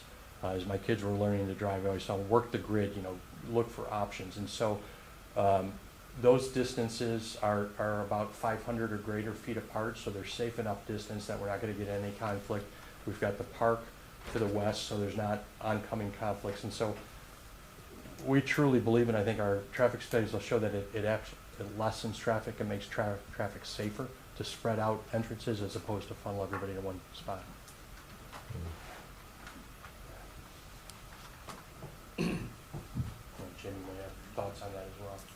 I would agree with that point. So what's your fire department think of this one? Do they like it better? Interestingly, probably shouldn't divulge this, but he just wrote a check for the first deposit, so we're excited to have it.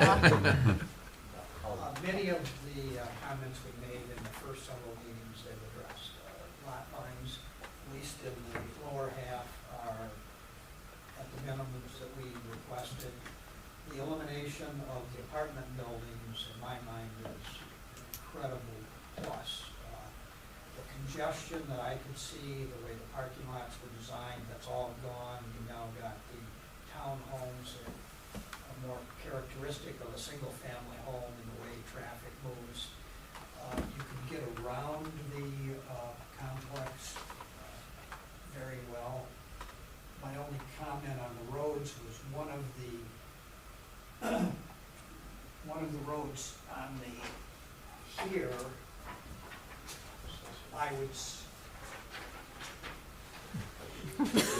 my thoughts would be either this road or this road have a similar entrance to this, sort of to make it more inviting, that you don't get people looking at this as the main entrance to the complex. You get one of these two to look similar to that, to move people over to this area.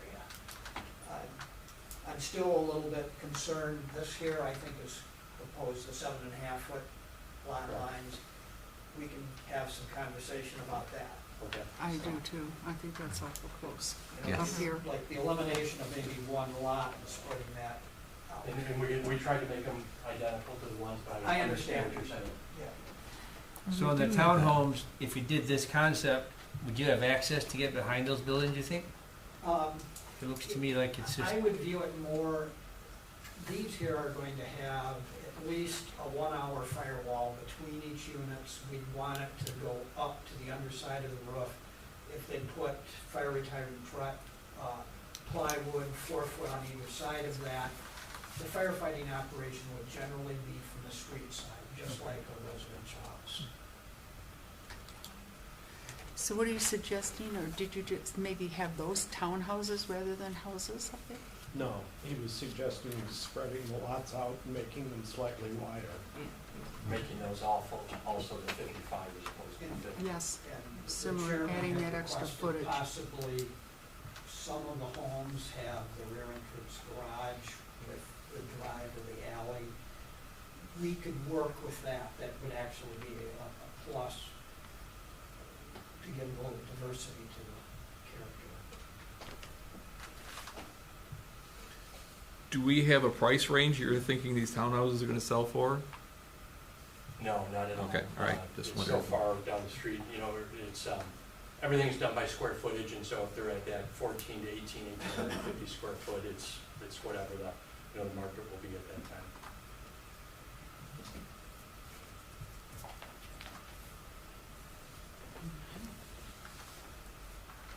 Do we have any other comments or discussion from the board?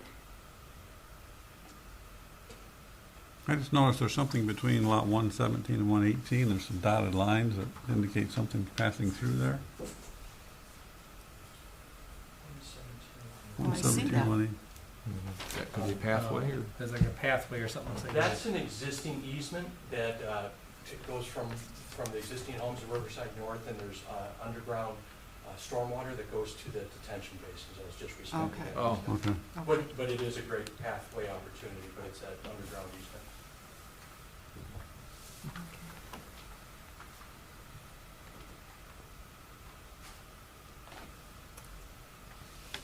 Well, we appreciate your time. You continue to give it to us. We appreciate that. We'll work with everybody, including the residents, and to continue to try and be as much of a resource to solving some of these existing Look issues. forward to it. Developments in the north, and then just quality of neighborhood. Thank you. Thank you. Let's see.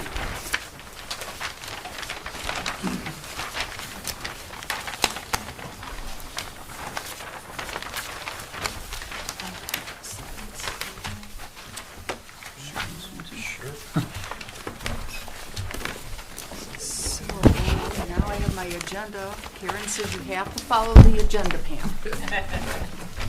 So Riverside. So new business. This is a special land use application for the Michigan Renaissance Festival.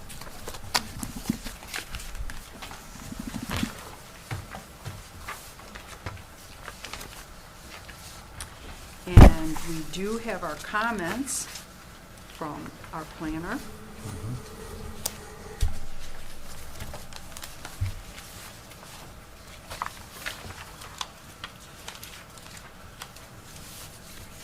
Does anybody like to open, have any comments you'd like to make? Looking at this, I was, reviewing this and then listening to 2 out of the 3 individuals who spoke. This third-party traffic capacity study, root cause of the traffic. I don't know how that would come about, but I think that would be a very good idea to look into shutting that road down or making it local travel only as far as Laring Road's concerned. Where are you at? I'm at the recommendations, last page here. The recommendations on the Because test. on the second piece down, number 1 is provide a third-party traffic parking capacity study and then determine root cause of the traffic parking breakdown and formulate plan to correct it. And I think that would kind of fall in line with those. So that particular recommendation is coming from Groveland Yes. Township. Okay. If I could go ahead, and I could go ahead and add on that, because, there have been considerable problems with the parking, with the traffic, being that, along Dixie Highway, Grange Hall, getting on and off the expressway with their entrances and their exits. And the supervisor in Groveland Township, along with the Planning Commission, has worked very closely since the first of the year to try to alleviate some of these problems and these issues. It's taken them to this point to come up with this agreement, and they're hoping that this is the test, this is for this year, to try and see how this works, because there is a lot of traffic. They've made some really good points, and they just recently approved this on the Groveland Township side, and of course we were looking at it, well, how can we approve this if they haven't? Because basically you're parking to get in and out. It is in Groveland Township, and we have to also look at this, the safety of the residents, that, if they're lined up on Dixie Highway or wherever they're at, there's not good signage. And Grange Hall. And Grange Hall. So I hope that this is going to be, that this is going to work this year, because if there is any issues, then they can go back and try and straighten it out before it comes to us. Because to me, to have this before us at this late a date, when the Renaissance Festival is supposed to start next week, is not to me acceptable. I mean, there's just too many conditions. But We've done that for a number of years. And we've done We that always for a seem to number be of at the years. last minute. Back in August 2020, I looked at it. They said they were Yes, going and to it get it happens approved in every year. November of 2021 after they got done with the festival. Since the issues for a lot of these problems, and many of you that have come in, you've talked about Laring Road and you've talked about Grange Hall and Dixie. Let me read to you real quick what the agreement is with Groveland Township, which might help. It is to provide a third-party traffic parking and capacity study. Determine the root cause of the traffic parking breakdown and formulate a plan to correct it. configure a contingency plan with logistical preparedness to illustrate how the festival will proceed if the original plan fails. And this was one of the problems. They had nothing to back up to if they couldn't correct an issue on a day. Signed contract and/or approved permits for electrical message boards. They will be placed at exit 101, 106 on I-75. They will contract to include dated signs will be present and who will man these signs. The receipt from MDOT and a quote from State Barricades, that they'd had those quotes. Signed contract and/or approved permits for some seasonal signs from the Road Commission.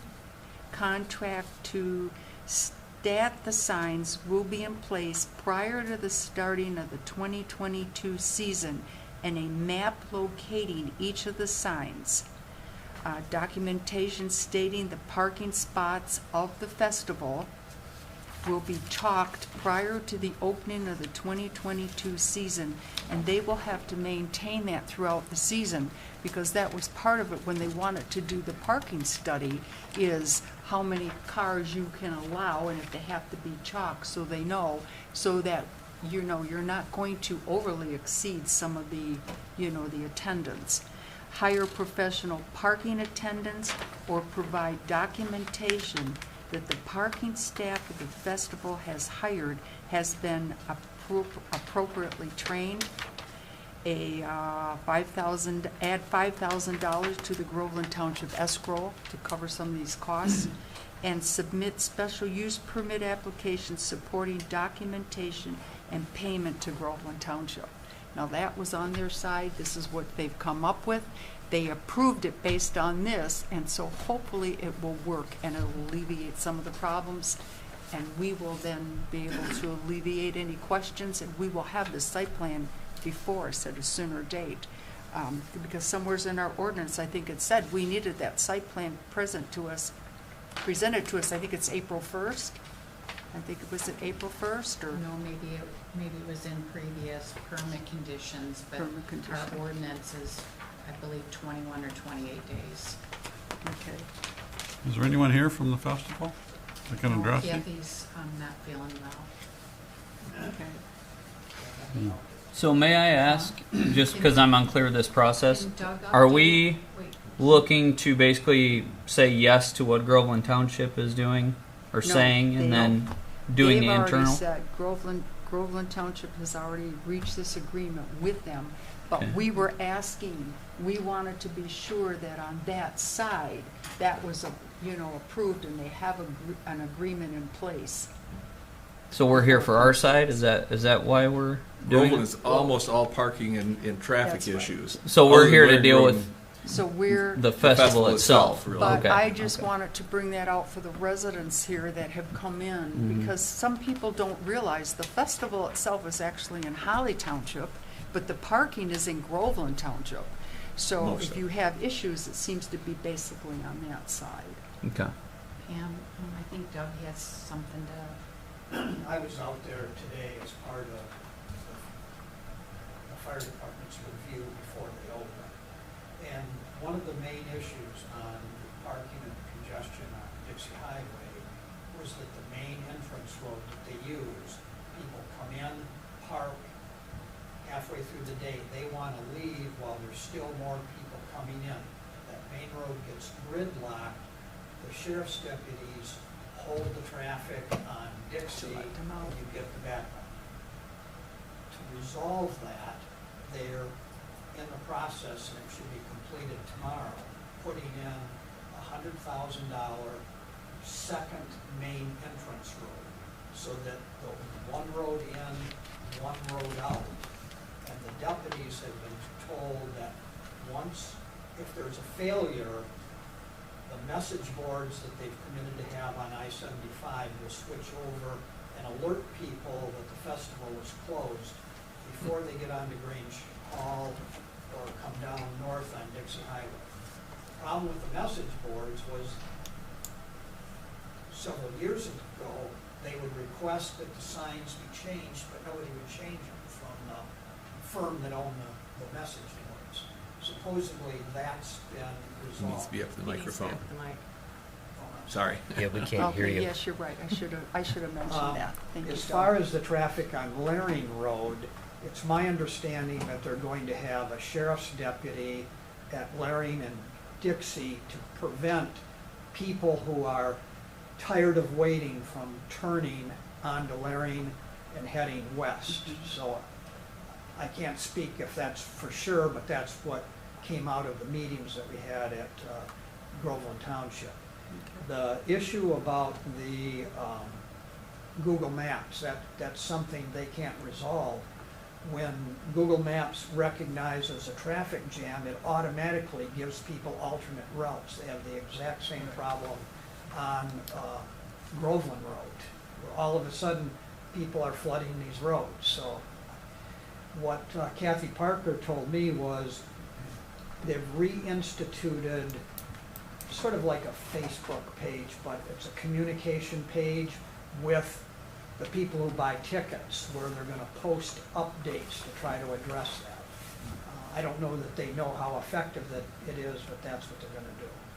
So, Can I say something? I lived there for years. Yeah. She needs to. Yes, can you step up here to the mic, please?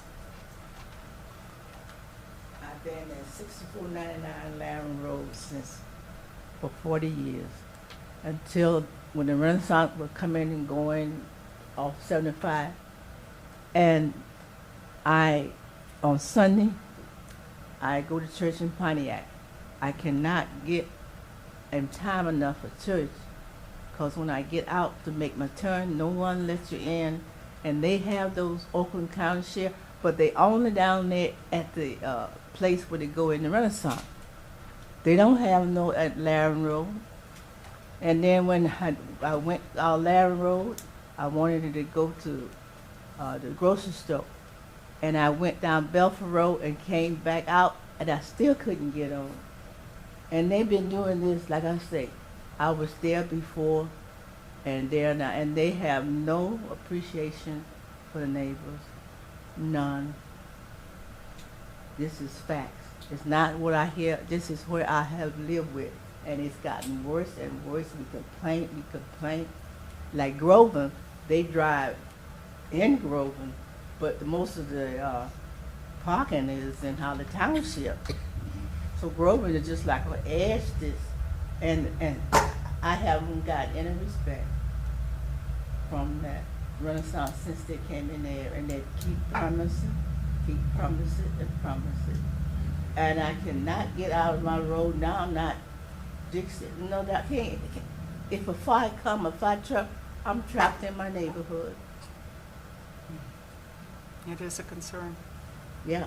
Very- And they keep promise, they just tell you, and they keep promise. They should have a limitation on how many people attend. But they don't, they come and they come and they come, they park.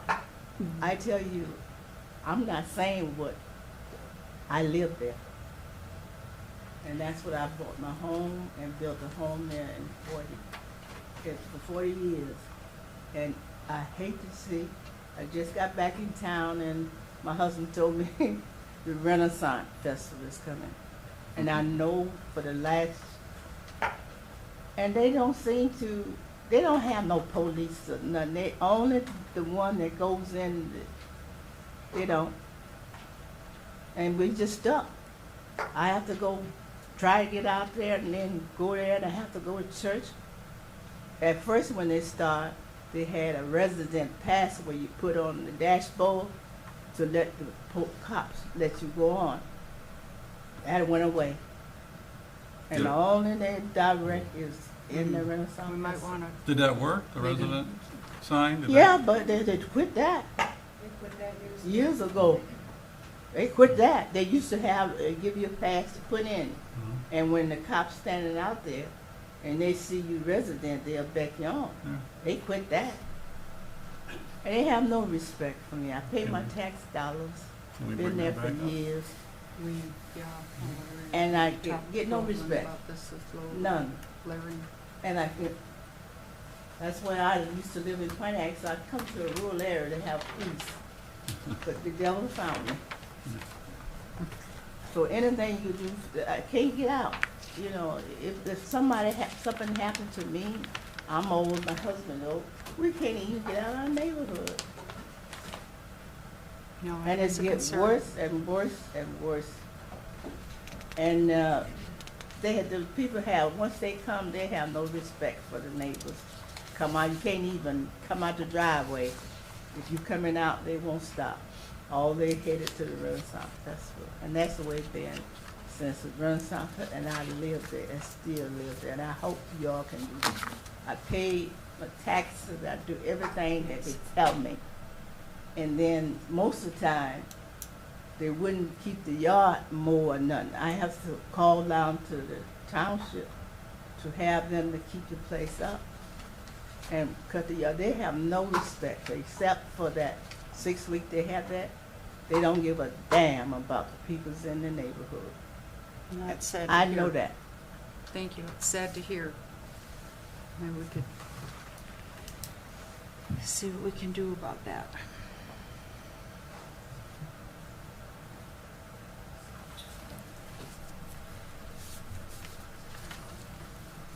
Do we have any other questions, any other? The only- There are, if we go by the recommendations from John Jackson, there is quite a few conditions. Yeah. They have to be met by Saturday? Some of the recommendations, basically, they have to do with complying with Oakland County, with the building permits and the fire department going in, and some of those things really cannot happen until the festival actually opens. I'm looking to see their date spreadsheets and owners' names and who's the vendors are, and I think you always get that. The changeable copy signs to direct traffic prior to the festival beginning. And I think those signs then will also state if the festival has reached capacity, they cannot allow anybody else in. They'll shut down, or they'll, will not allow any other occupants. Can you step up? Do you have a question? I'll speak on your behalf. Okay. Well, it's just for the people watching. They can't hear us without the Hello, microphone. my name's Ken Hoover. I live on Holdridge Road, the south side of Laring Road, a little bit further down. Well, we have the same issue every year. We've been there approximately 10 years, and every year we have traffic issues. Coming home any weekend, I got to turn left on Holdridge. You can't. Nobody lets you in. They think you're cutting in line so you can get into the festival. There needs to be something done. I've been to Groveland Township meetings. I've been to a few of the Holly Townships, and what I proposed to Groveland Township was, because I understand that they have the traffic issue, you guys have the Festival. festival. So what I proposed to them was to force you guys, to force them to put a seasonal on-ramp to 75. Then there's no traffic issues. I mentioned that probably 5 years ago to you guys, and you guys laughed at me. And I just don't understand. We're the community here. We have a voice as well. We want to, our community, we're up North Michigan. We're not in Royal Oak. So I think that's all I have to say. And Thank good you. luck. I think they did. I think that had been mentioned at some time, that seasonal ramp, but I just want to clarify, that's not anything that either township can do. It's No, MDOT. So it would be the state of Michigan, and they've wanted it for the Great Lakes National Cemetery as well, and there's no interest by the state in doing it. I understand that. So hopefully this will take care of it. If not, then we will continue to work with the festival to get it. I think we're on the fixed. right track. I Yeah, think so. many of the issues have been brought up, and, so I do think we're on the right track. We'll have to keep monitoring this and have to keep working with Groveland, so we hope that it can it'll be resolved. Well, I can say I'm really disappointed they didn't send anybody to talk to us or listen to the audience Right. today. You have the festival coming up on Saturday, and we're supposed to approve it without somebody from the festival actually here. That's right. And they told us before, and I could understand some things, but November of 2021 was when they were going to come with their approval for the next year. So, and I know it's too big to say no to, as I think is the issue. If we said no, there'd still be people there. So it's just sad they put us in a position that we have no choice in what we do. And they're not here to listen to complaints. And I know you'll forward some of those things on, but they should be here. Somebody should be here to address the public and us with our concerns. So They'll meet no, I've those got a 9 question on points? number 28. They'll meet those 9 points there by Saturday? Is that the plan? Well, the 9 points, this is the agreement that they have with Groveland. They have to do all this throughout the festival. Well, I'm sorry, I mean the 8 points, the top one. Oh, at the 8 points? The 8 points, our responsibility. Yes, this is what, That this should is be what the done by Saturday. recommendation. For most of them, yes. So we need to let Kathy know that if she doesn't meet them, she can't open up. And if you're looking, we're not just approving for the Renaissance Festival. There are several other events that's Yes, part of we this have to- that is somewhat different Yeah. too. In November, there's something, and there's Halloween Holly thing. Days Yeah. for apparently Christmas lights or something in The November, other- December. Yes, the other events that they have, though, I think they're, They have to apply for. and they have go to for apply if review. they're over, I mean, they can go through administrative review, but they would not have to But come I just before want the to point out, planning though, that we are commission. approving for more than just the Renaissance Festival in this time period here, too. We are dealing with some other issues as well. Yes. That's not quite right. That's You're it's like- approving for the Renaissance Festival, but any other event has to come through the township and has to be reviewed independently of that and is subject to approval or not. And if it's over, the attendance is over 1,000, depending on what they're asking, then they would have to come before us for those. Correct. And I don't know if they know they will have 1,000 or not. I'm To gonna apply leave ahead it- of time. How do you know ahead of time? I think It's by that's, tickets. it Yeah. is by tickets, but it's also at the discretion of the administration who's reviewing the application. If we suspect as we're reviewing these things that the potential is there for it to be more than 1,000 people based on history or experience, then we would say, we would feel more comfortable bringing it before planning commission and defer to you guys. I think so. So I had a comment on number 28. Again, is this thing 28, on? what page? 20? So, how does that, we find out if they really did pay that? And just as a curiosity, as I was reading through this packet, I was like, wow, that's kind Insurance of policy, you're saying. Yeah, So, Do they- and that was a good point there. This Pay is their to employees. They did pay. okay. I Holly verified. Township. So somebody verifies that Yes. that was actually, Okay. because, if something goes bad, that's what we're going to fall back on, right? Well, this is So- Holly Township, it wouldn't be Groveland. It says the Holly Township, and named additional insured, the Renaissance Festival insurance policy, minimum value of $3 million. That's done. Okay. That's done. I'm Okay. sure Yeah, it's Groveland been does ongoing something for too. years now. So they And we have the new. yeah, I'm sure it's been, Okay. but I was just curious of how that gets approved or checked off. Is So the other there's some thing type that of you punch need- list? The other thing that you need to realize is that those first 37 items are conditions that have been previously imposed and met by the fair. Okay. The ones that we're talking about that are current for this year that are different than the ones in the past are the ones. To that try are to in handle the current traffic set. and Correct. yeah, right. Okay. Yeah, let's see how. Let's hope. I like the resident sign. Yeah, I do too. If it works. I don't know why that didn't get Can you continued. put Maybe that in this. as number 9 on the Holly Township, they have the residents on?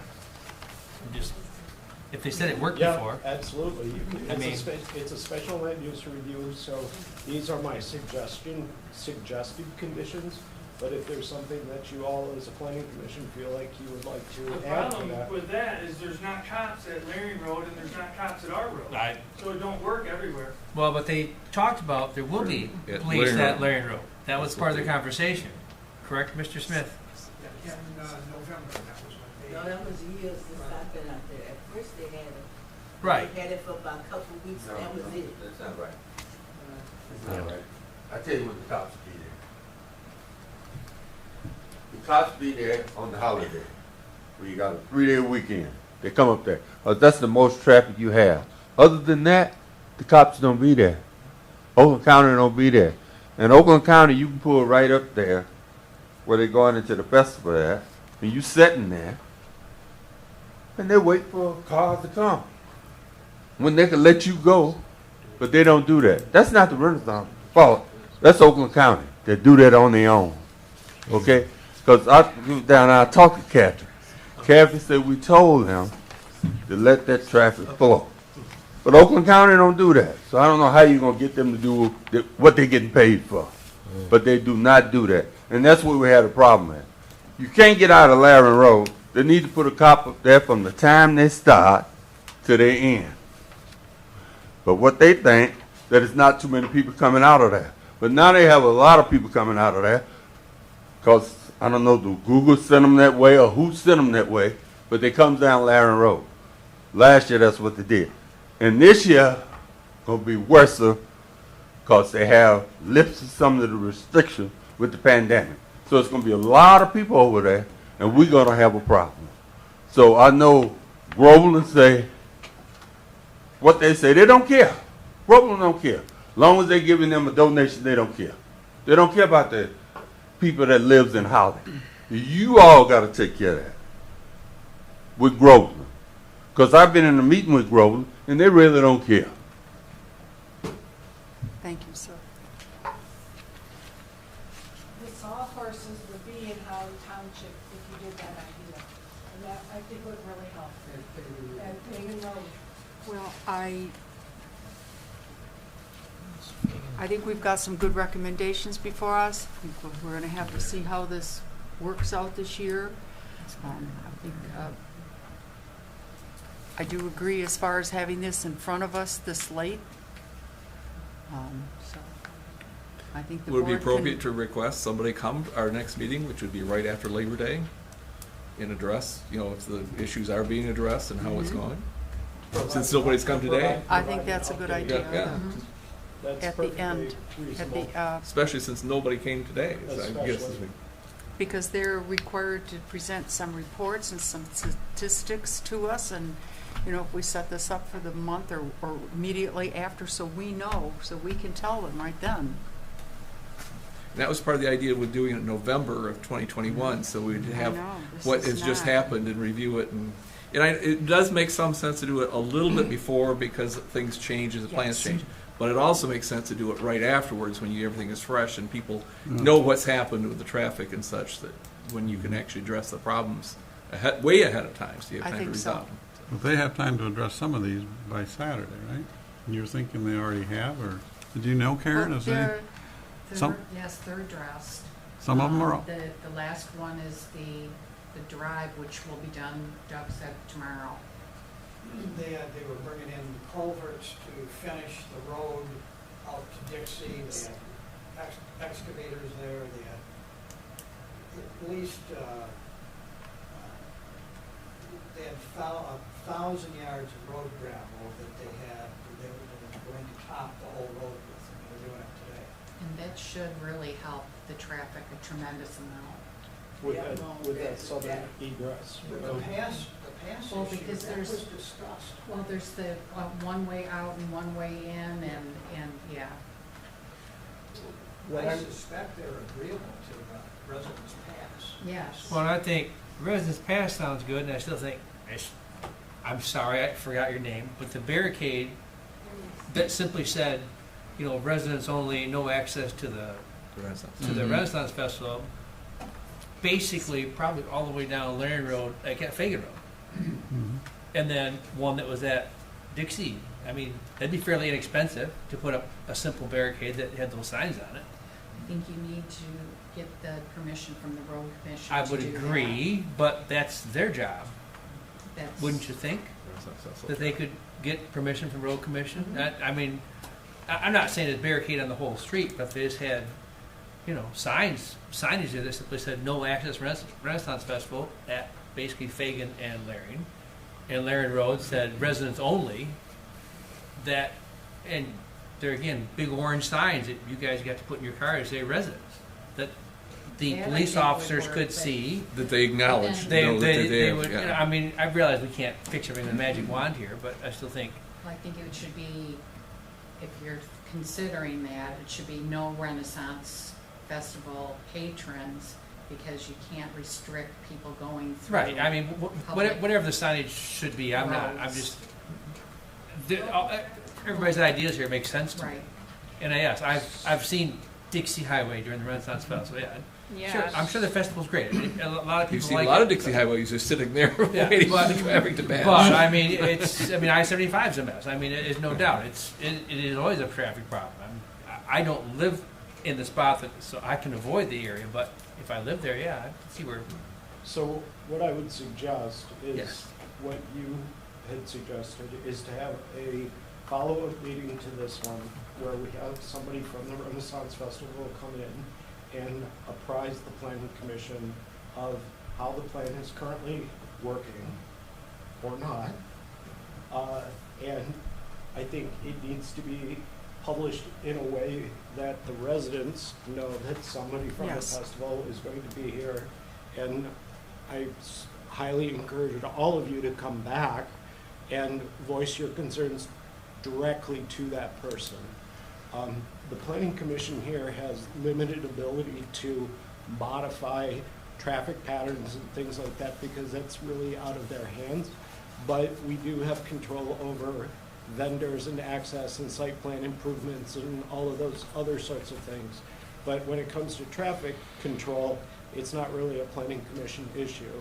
So having this follow-up meeting where they come and are presenting to you how the plan is currently working, if they need to make any amendments or changes or updates to it to address things that they've encountered, you can be brought up to speed on that, and then you can propose suggestions for them for either following that meeting, if that's something that they think could work, or could be a suggestion taken into consideration for next year. I think that's good. So how deep are we into it at that time? Like, how long will the Renaissance Festival have been operating? Well, it starts this weekend, which is the 21st. To end of September. Yeah, but Maybe I 2 would say weekends, that- yeah. It's October. So it would be right after the third weekend. 20th is the Saturday the first time, then it would be the 27th, and the next weekend is Labor Day weekend, and our planning commission meeting is the 6th, which is the day after Labor Day. Right. But we might have to give them a little time to compile the records, or to But get us if information. they've or been you- operating for 3 weeks, They Yeah, should that's- know. they'll They know could- what's going on. Well, these Okay. people though. Yeah, They've been operating for years. yes, ma'am, they definitely have been operating for years, and it's sad. So don't have 3 weeks of nothing. They know what the issues are. That's all excuse. It's just talking. They know them all. They've been doing that for years, and in 3 weeks gonna make a difference. All right. Hmm. Well, I How think they we gonna have, do it? I think we have a plan here to have them come back to do a review. And as far as these recommendations that are on here, most of these really are not gonna happen until the festival actually starts, as far as inspections and vendors lists and things. They have to go to Karen, to the township office, and you do monitor this and as to getting them, so. Right. Madam President, you know, they've been doing this ever since they've been here, and I've been coming to these meetings. Every year, we come to this meeting 1 week or a few days before they go open up. And you can't get nothing did that way. They should be here at least a couple of months. They know what they're gonna do every year. But we go through this every year, and we got time to do that. Now, I don't know when Groveland had their meetings. I've never been over there, but I need to go over there to talk to them, because they really don't care nothing about the residents in that area. But Kathy and them, now Kathy not feeling well? Where's her son? Where's her son? He the manager on the thing. Why he not here? Thank you, sir. We do need to move on now. We do know what we expect, and we're going to, I think, be more proactive on this. Of course, continue to work with Groveland and work with our board. So,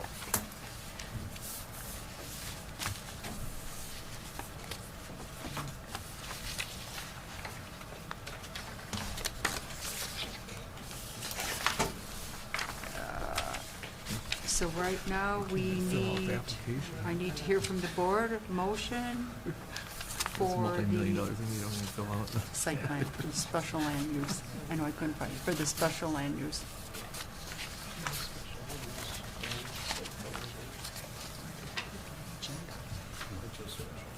So we need a motion then, do we? Yes, sir, we need a motion to approve, to not approve. Here it is. So what happens when we don't approve this? See, and I know, like Is we it all say Karen's that, what if fault we then? don't, what if We we don't don't? approve If they don't approve it. They lose Well, $1 then million. we have to have a court injunction and. It's- Yeah. We'd be in It's court. gets really ugly, it gets, you Yeah. would have to. They're just so big you can't say no, and that's why it's Well, and the thing inappropriate of- that they weren't yeah, here at least unfortunately, at least a month or unfortunately, two. they put us in a very bad spot. So, Madam Chairman, I would suggest two separate motions if, in order to sort of move this along correctly. The first would be to approve the special land use first, with whatever conditions you feel like.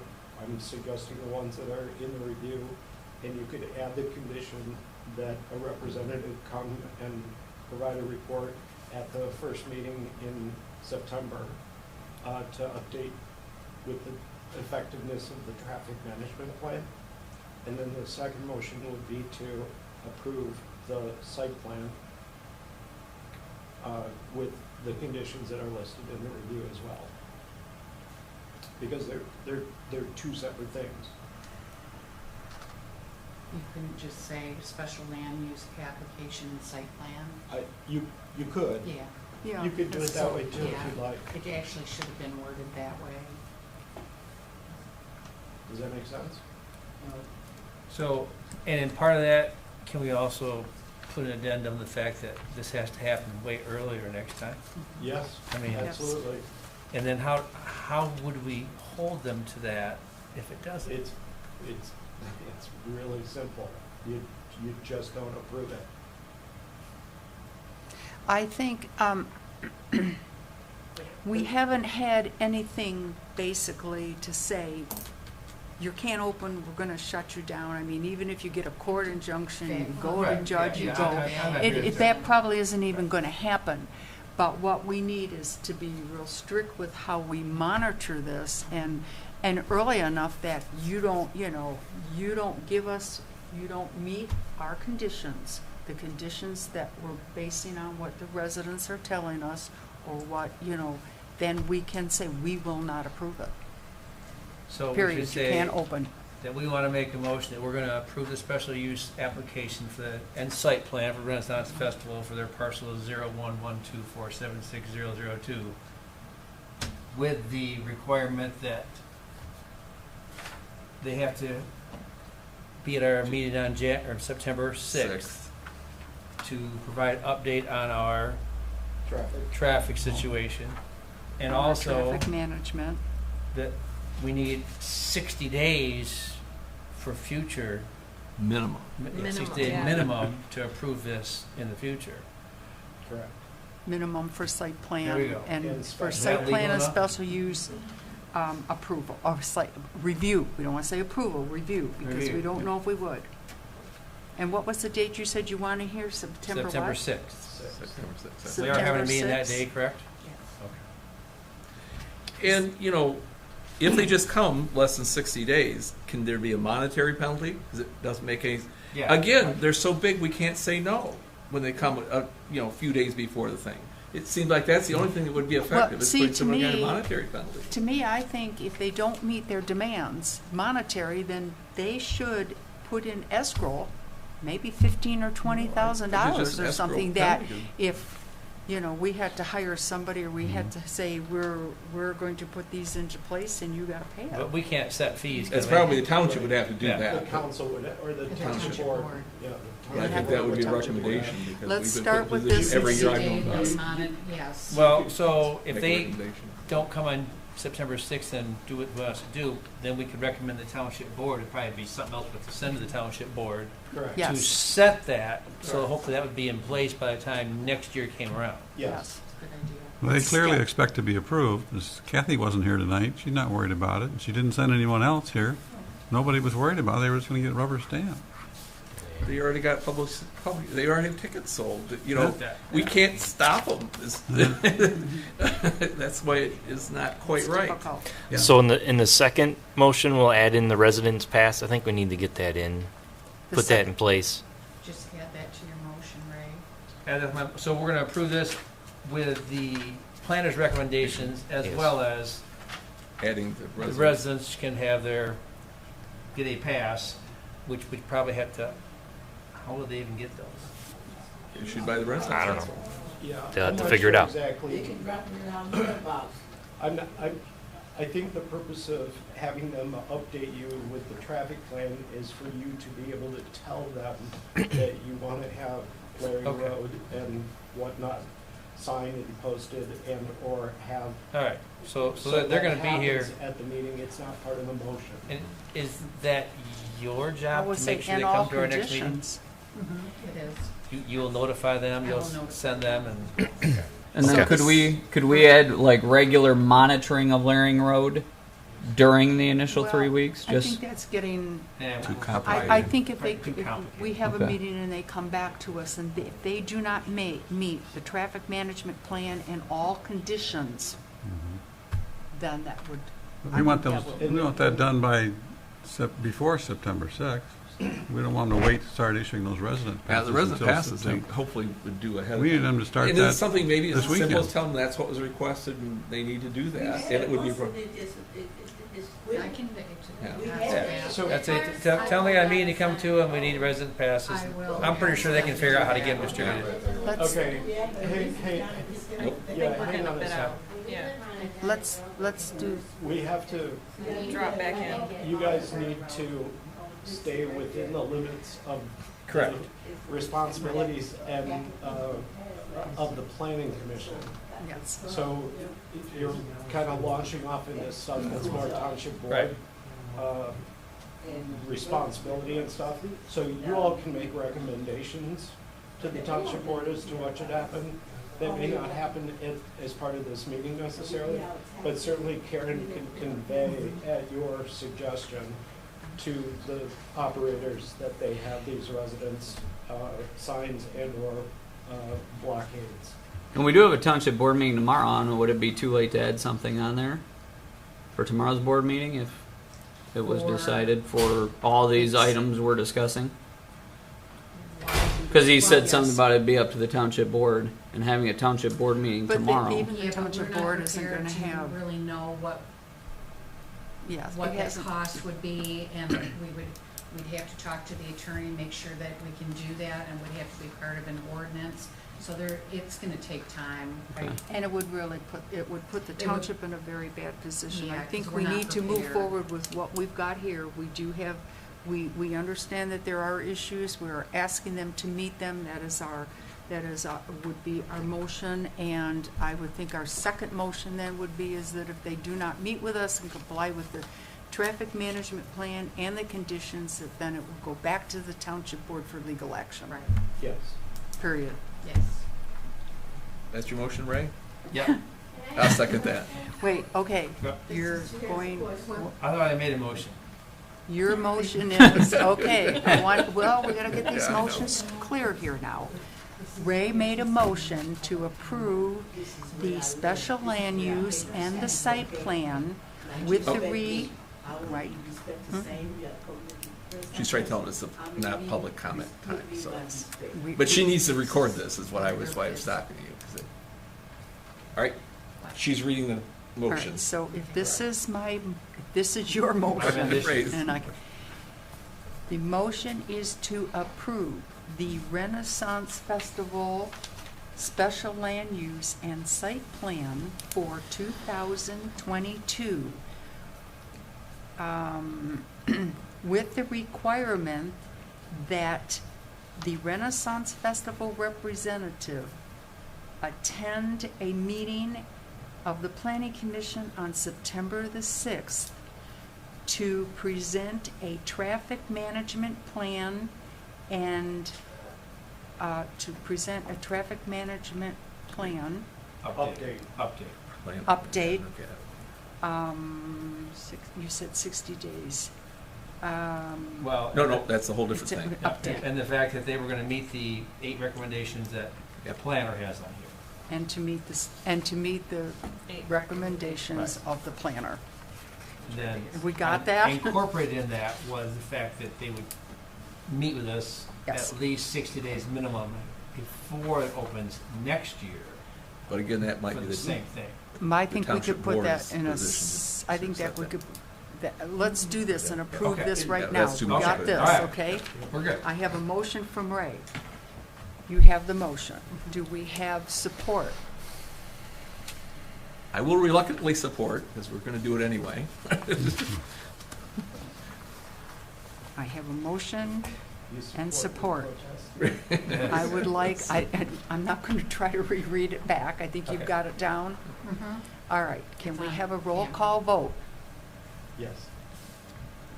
Kelly Fletcher, Yes. Mike McCanny, Yes. Derek Burton. Yes. Glenn Mitchell, Yes. Lloyd Kernan, Yes. Ray Curtin, Yes. Ann Mazak. Yes. Motion carried. So we are going to do a second motion.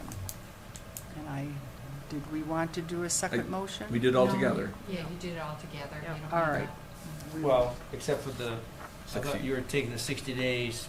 No, they have to come to us earlier next year. You know what? They have to come to us. They don't come to us. At that time, we will handle that as to what would need to be done for any type of conditions, legal action, whatever we need to do. Well, you can also, depending on what the representative tells you at the September 6th meeting, you can Okay.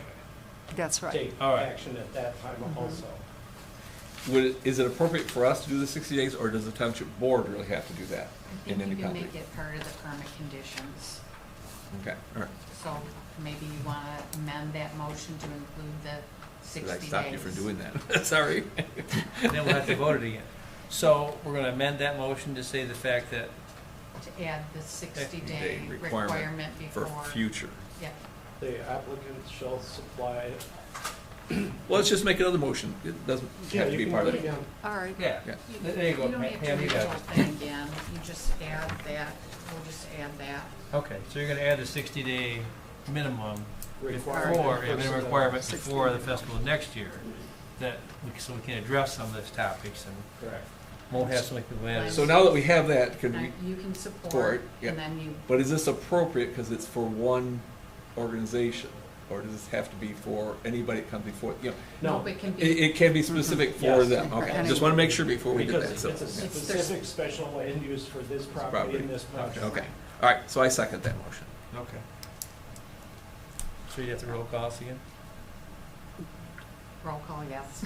Yes. Kelly Fletcher. Yes. Mike McCanny. Yes. Derek Burton. Yes. Glenn Mitchell. Yes, Lloyd Kernan. Yes. Ray Curtin. Yes. Ann Mazak. Yes. Motion carried. and with a recommendation that the board look at a penalty And involved with that in the future. Not And we will tomorrow's send meeting, but somewhere in the correspondence to future. Groveland Township, we'll work with it, yes. Well, it looks like they've made significant attempts think we to did. change the traffic, putting in a new road, and so let's Looks just, like it, yes. let's So just, let's hope that let's the hope it- September And it's- 6th meeting is a nice clean meeting and everybody's happy. yes. And it's very good to have the comments from the residents. We Yeah. do appreciate you coming forward, and thank you very much.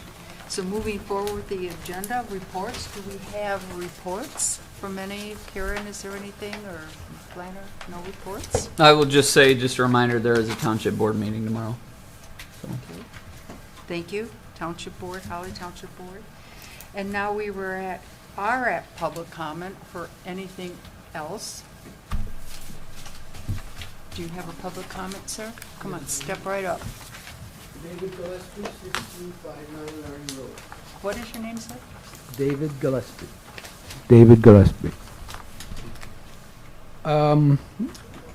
Speaking of big business, I have a problem with Aldridge Trucking Sand and Gravel, the gravel pit next to my house.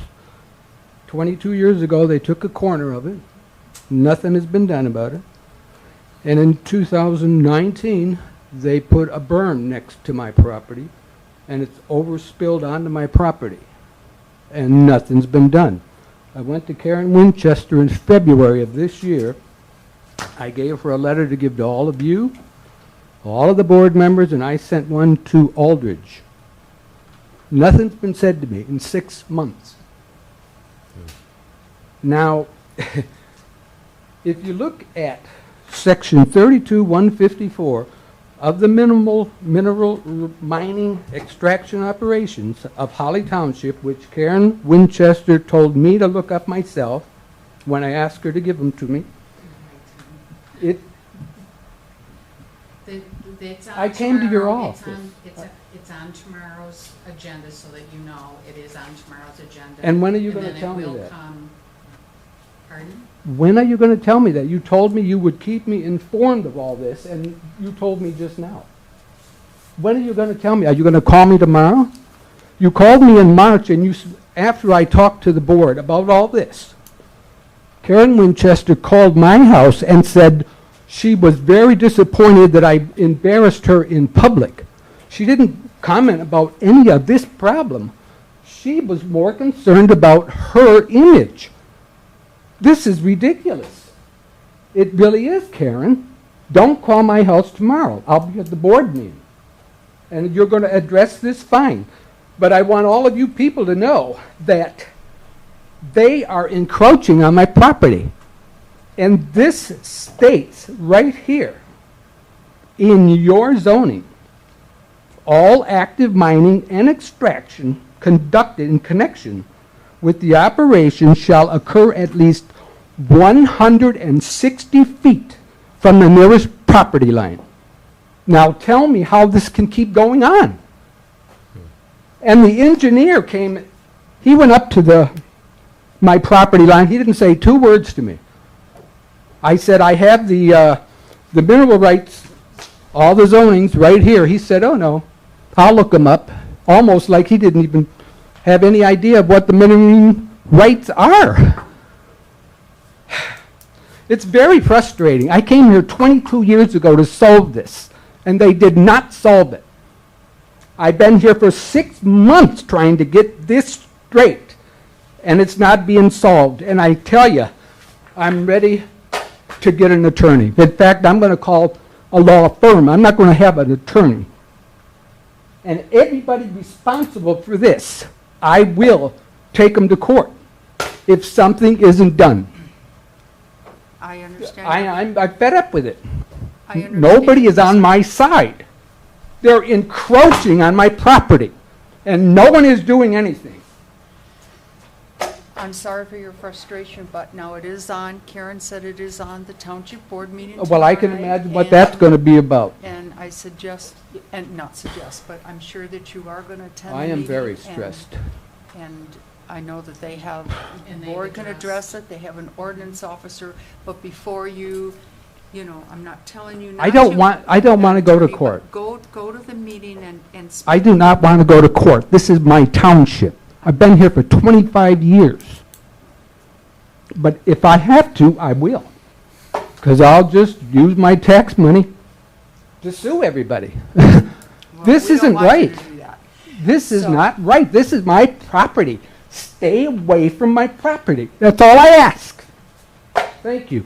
I'm done. That's good. I'll be there tomorrow.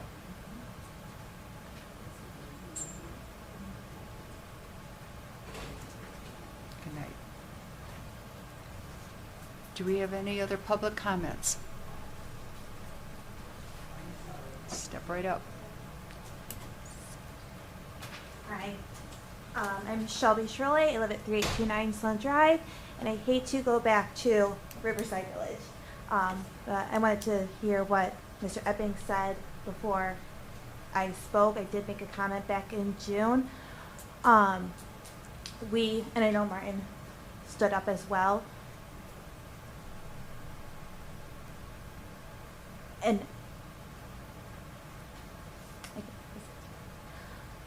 so a couple of things that did come up when Jim was speaking were the roads. And one thing that Ms. Fletcher mentioned was that the school is not supposed to be using Riverside Drive as a means to get out of the school parking lot. That is something that they do, and it does sound like this development is pretty much a for sure thing. I would kindly ask that while you are considering this, that if we could have something in place where the roads that are currently used by our sub are off limits to construction trucks. We are working very hard to get our roads turned over to the county. This has been a very long process, something that the developer promised that they would do back in 2017. For some reason, it has not happened. The township has not followed through with that. I know Karen has said that she's been working on it recently. I call almost weekly asking for an update. I get, this takes time, all of that. But we are hoping that if this finally comes to fruition, that what we are working so hard to get accomplished isn't destroyed by all of these construction trucks that we are very used to coming through our sub as all of the houses were built. I know you mentioned Patterson. I have a 3-year-old and a 1-year-old. There are 84 houses in our subdivision and over 20 children just under the age of 3. And so my concern is with the addition of 200 plus homes, including the townhomes, what that could potentially do to class sizes, especially as my boys are getting ready to go into school. So if that is something that you could take into consideration as well. And I don't know if this is something that would be better approached to the board at tomorrow's meeting, but there was an agreement made by the township with BMG developers who Mr. Silverman sold to for a checklist of items to be completed in 2017 within 90 days of that agreement being made, and it has not been done. Again, Karen has said that she's been working on it. We don't even know if contact has been made by the township lawyer, which is something that we have asked for and that she has said that would be in process. And so my question is, as you are considering this going forward, how are you going to make sure that if an agreement is made again by the township, that there is follow through? So if God forbid this did happen again, they are not waiting 5 years for sidewalks and for the roads to be completed and all of that stuff.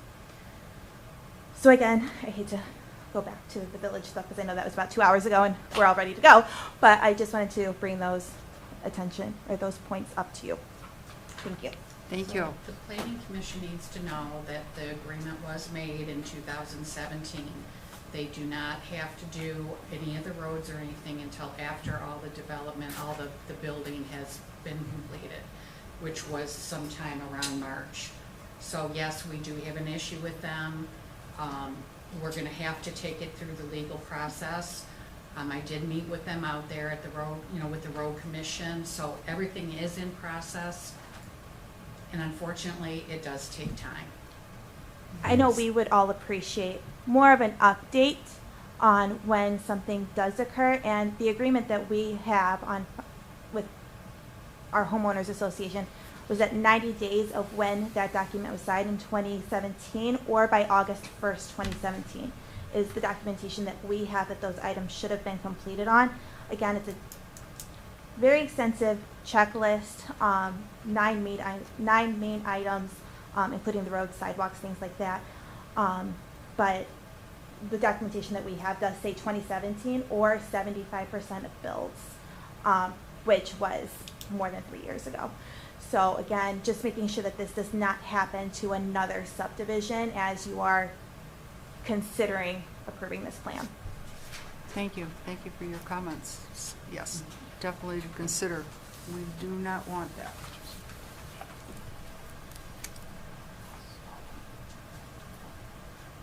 Hi, Stacy Ward, 107 Lake Street, right here in the village. Okay. I want to second what this gentleman said. Everything he said, I appreciate all the homework you've done on it, the hours of stuff that I don't have. And I second what this lady says about the size of the properties and on the size of their yards.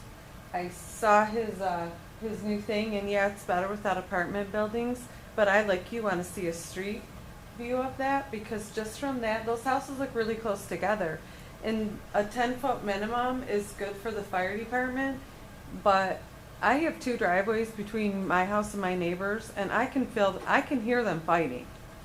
So just because you can build them close together for the fire department doesn't necessarily mean people would actually choose to live on top of each other. Also, what they're saying about how many people live in residences right now to afford to live in with the economy, I believe that. I have a neighbor that lives behind me, and they have no less than 6 cars in their driveway at all times.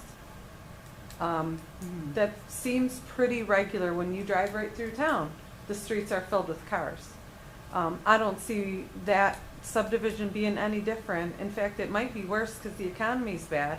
I don't think the houses are going to be very affordable when everything that you purchase nowadays is, because of every other thing in the world, including COVID, is you know, a lot more expensive, including all of the building materials. So I think that's an improvement, but in my opinion, which is just my opinion, I think they can do better with lot sizes.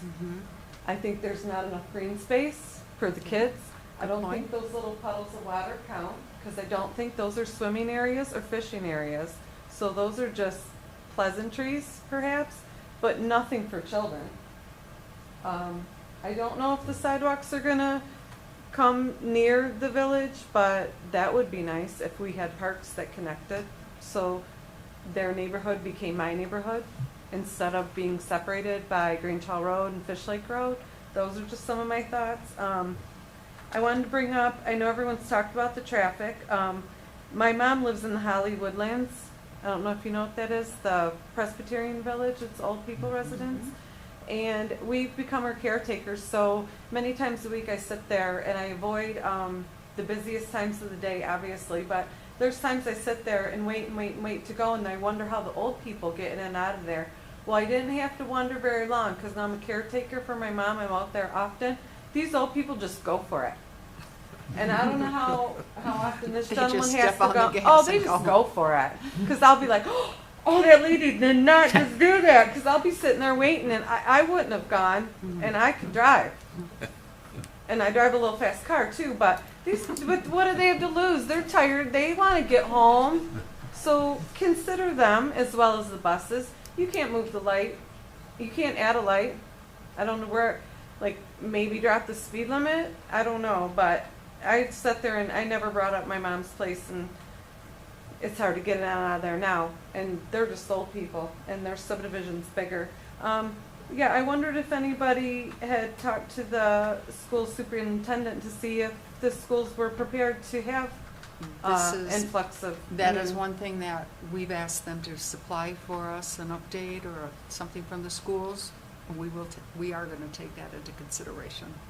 And I understood that this gentleman felt like it's not parkland they're taking away, and he's right, it's not parkland, but it's also wildlife's land.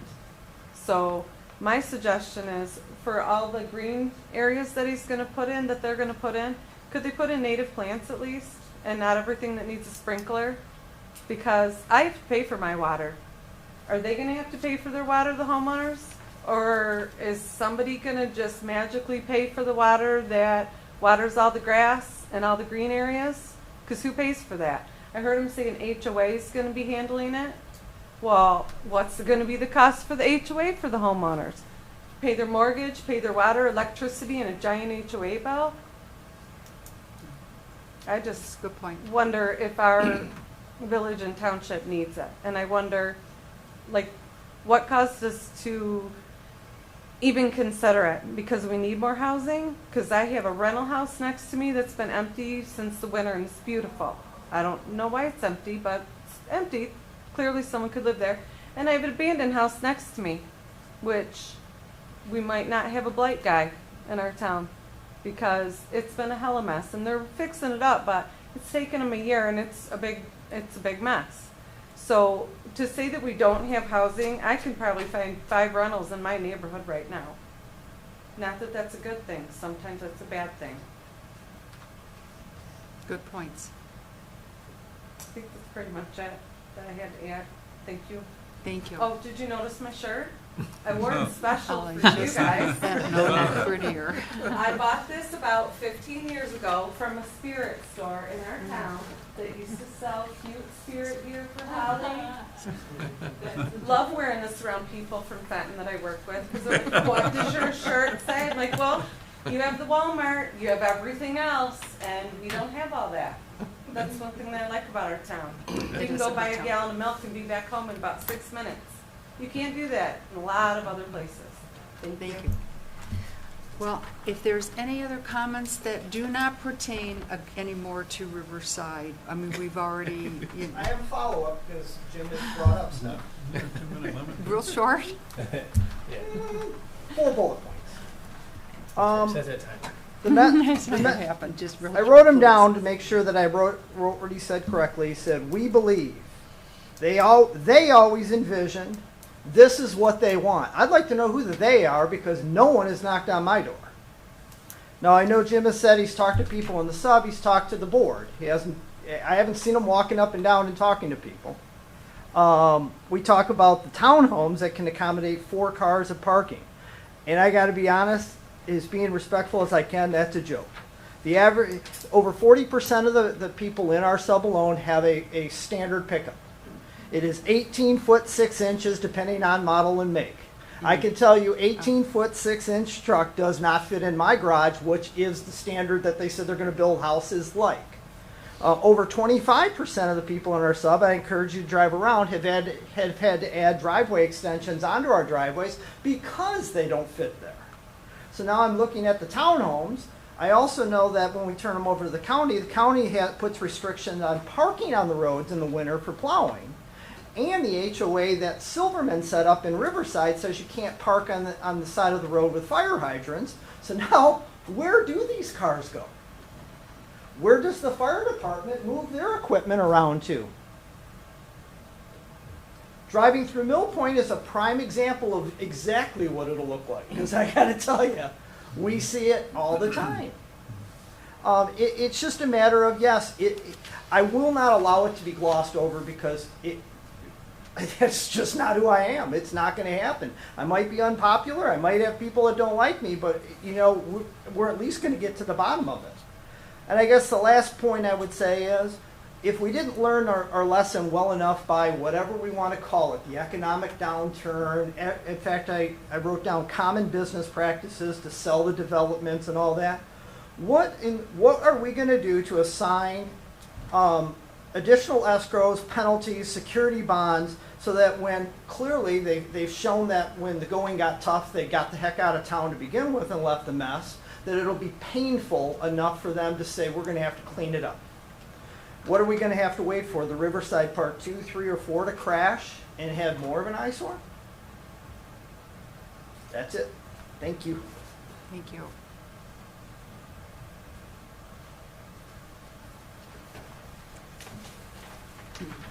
I don't think there's any other comments at this time. So with that, I'm going to adjourn the meeting at 9:15. Thank you all very much for your comments and for coming. Thank you.